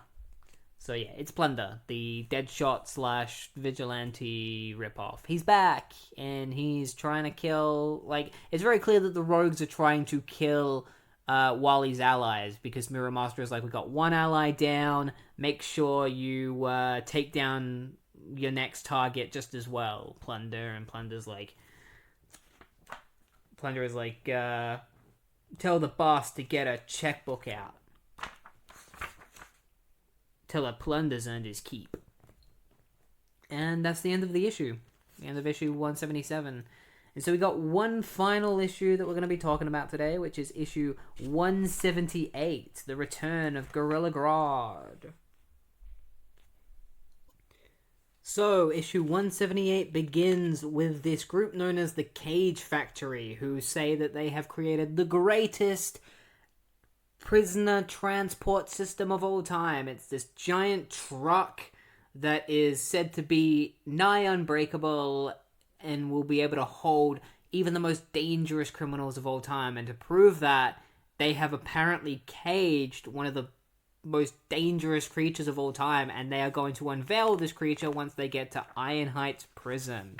And so they've only built one truck, but they're planning on building a lot more and revolutionizing prisons throughout the entire country. And Keith Kenyon wants them to join the Union, and the owner of the Cage Factory is like, nah, we're good. You know, we're treating our business and our employees perfectly fine. We're not going to need to be a part of your stupid union. And Keith is like, you're going to regret this. Like, things might be fine now, but you never know when things can turn, bad. And one of the drivers of the truck, his friend is like, are you sure about this job? Like, usually it's better to get a job that has, like, a union. And this guy's like, no, but this job pays great, and, like, the boss treats us good, so, like, I think we're gonna be fine. Like, things are looking bright. And that's when Magenta appears. She's in the crowd, disguised. She uses her abilities to unlock the locks on the truck, allowing the thing inside to awaken, and it's revealed that the prisoner that they are transporting is Gorilla Grodd. So he awakens, and now he's free to break out of the truck if he wants to. Meanwhile, Wally drops Linda. Like, so we get to see, like, what happened, the outcome of Linda quitting her job. She did quit her job. I was hoping that there was going to be a sequence of Wally just being like, no, you can't quit your job for me. Go back, get your job. Like, you loved being a reporter. She quit her job. Basically, what's happened is Wally has taken her to medical school because Linda wants to study at medical school now. It feels weirdly... It feels like a weird character turn. Like, this is better than her not having a job, but at the same time, her reasons for doing this are borderline kind of misogynistic because, you know, Geoff Johns has Wally be like, I've been noticing that ever since Linda held Josh, she's been getting a lot of maternal instincts, and it's like, oh, so is he hinting that she, like, gave up her job because she wants to start working with children because she wants to become a mum and stuff? And it's like, that's fine, but is it a good enough excuse of throwing away her reporting career? No. I don't think it is. I think it's a very poor excuse of getting rid of her reporting career. I really liked her as a reporter. The fact that she's becoming a nurse now, and her reasons for becoming a nurse are just real sketch. But I'm mixed because, like, I'm glad that she's getting a job still, but it sucks that she's not a reporter anymore because I really liked her as a reporter. I thought it really helped separate her world from Wally, and if this is going to directly connect to her being a parent and being a mom and stuff, like, I don't know if I'm a huge fan of that. I don't want Linda to just become known as, like, a mom, and that's it. And that's her whole character. We'll see how things go. I'm not going to judge it yet, but right now I don't know how to feel about this. So all of a sudden, the cage starts knocking back and forth, and they're just like, oh my god, like, Grodd's trying to escape. No, this is awful. What? Like, did the cages unlock? How is that possible? It's not possible. How is he breaking out? And so Grodd just, like, smashes his way out of the truck, causing it to tip over, and the driver inside the truck is trapped, and Grodd is like, puny human trying to prison Grodd, and the guy's like, no, and Grodd just, like, smashes his head in and kills him. Immediately, we are picturing Grodd as being incredibly brutal and gory. He sees, like, there's a helicopter that is, like, caught in a radio tower. Like, he throws a radio tower, like, at the helicopter, like, knocking it out of the air. And then Wally's like, Grodd, and shows up, and he's like, Grodd, I'm only gonna tell you once, like, don't fight me. And so Grodd doesn't listen to Wally and starts using his mind powers against him, and then punches Wally, sending him flying into a shed. And then Grodd starts just rampaging through the city, smashing multiple, like, buses and the road and, like, buildings. And a couple of kids see him and are like, stupid chimp, have these bananas, here you go. And they throw bananas at him. And he's like, human children. And he picks up a nearby Volkswagen and throws it at the children who are in the building. And the car just goes straight through the building. But Wally managed to save the kids in time and get them to the ground safely. Grodd uses his mind powers against Murillo and Chaya, and then the boss of the cage factory gets out of his car to escape from Grodd, and he's like, "Oh, my whole business has been ruined. Like everything's falling apart." And that's when Kenyon approaches him and is like, "Maybe you should join our unions. You know, seems like things have gone pretty bad. It might be better if you join us." Which is kind of funny how like that kind of came full circle. So Grodd tries to kill Murillo and Chaya by throwing a car at them. They manage to jump out just in time, but the car hits a building behind them, an apartment building, smashing it apart and causing everyone to like the apartment starts falling apart. So Wally has to run in and grab everyone so that they don't die. So he keeps, running back and forth into the building, grabbing people, bringing them out, saving them all. And then he goes after Grodd. He's like, "Last chance, Grodd." And Grodd tries to kill Wally. He rushes towards him, and Wally grabs the nearby cables that powered the apartment building, and he electrocutes Grodd, and then he quickly runs to the nearby zoo, grabs a bunch of elephant tranquilizers, and shoots them all into Grodd, knocking him out. And then Wally is like, "Sometimes I forget just what he's capable of." And then Grodd reminds me, and we see a shot of the entire city, or a large portion of the city has been hugely, there's been a huge amount of destruction to a large portion of the city. And Grodd has just done that incredibly easily. He's like, and then Grodd reminds me. He reminds us all. And then Wolf shows up, and he's like, "Alright, you can hand Grodd over to me. I'll take care of him. I'll take him to Iron Heights." And Wally is like, "Iron Heights is not the place he needs to go. You think he can hold Grodd in Iron Heights? There's no way. What we need to do is we need to send him back to his home country." And Wolf is like, "You know what Gorilla City is like. There's anarchy over there. If he gets sent over there, they're not going to put him on trial." I have some very interesting news about one of your friends, by the way. And that's when we cut to a bunch of cops kicking open the door of Hartley Rathaway's apartment. They're like, "Hartley Rathaway, aka the Pied Piper, you're under arrest for the murder of Osgood and Rachel Rathaway. Your own damn parents. Got anything to say?" And Hartley is like, "Yes." And he turns around, looking incredibly distraught. He's like, "I confess." And that's where the issue ends, and that's where this episode of Flash Forward is going to end today. So that was the start of the Geoff Johns Flash run. So far, I'm enjoying it a lot. I'm just not sold on the stuff that is happening with Linda. That is the part that I feel like so far Linda is kind of being thrown around and isn't being treated very well by Geoff at the moment. Who knows? Maybe things will, go up from here, but not a fan of the shift in career with Linda. I'm not a fan of the switch, of the possibility of her just being placed in the mother role only, instead of kind of having her own career and being her own person, and not just being the mother to Wally's future children or something. Because I know that eventually they do have children. I know that does happen. I haven't read any of it, but I know that happens, and I hope that she doesn't land in that role and get pigeonholed.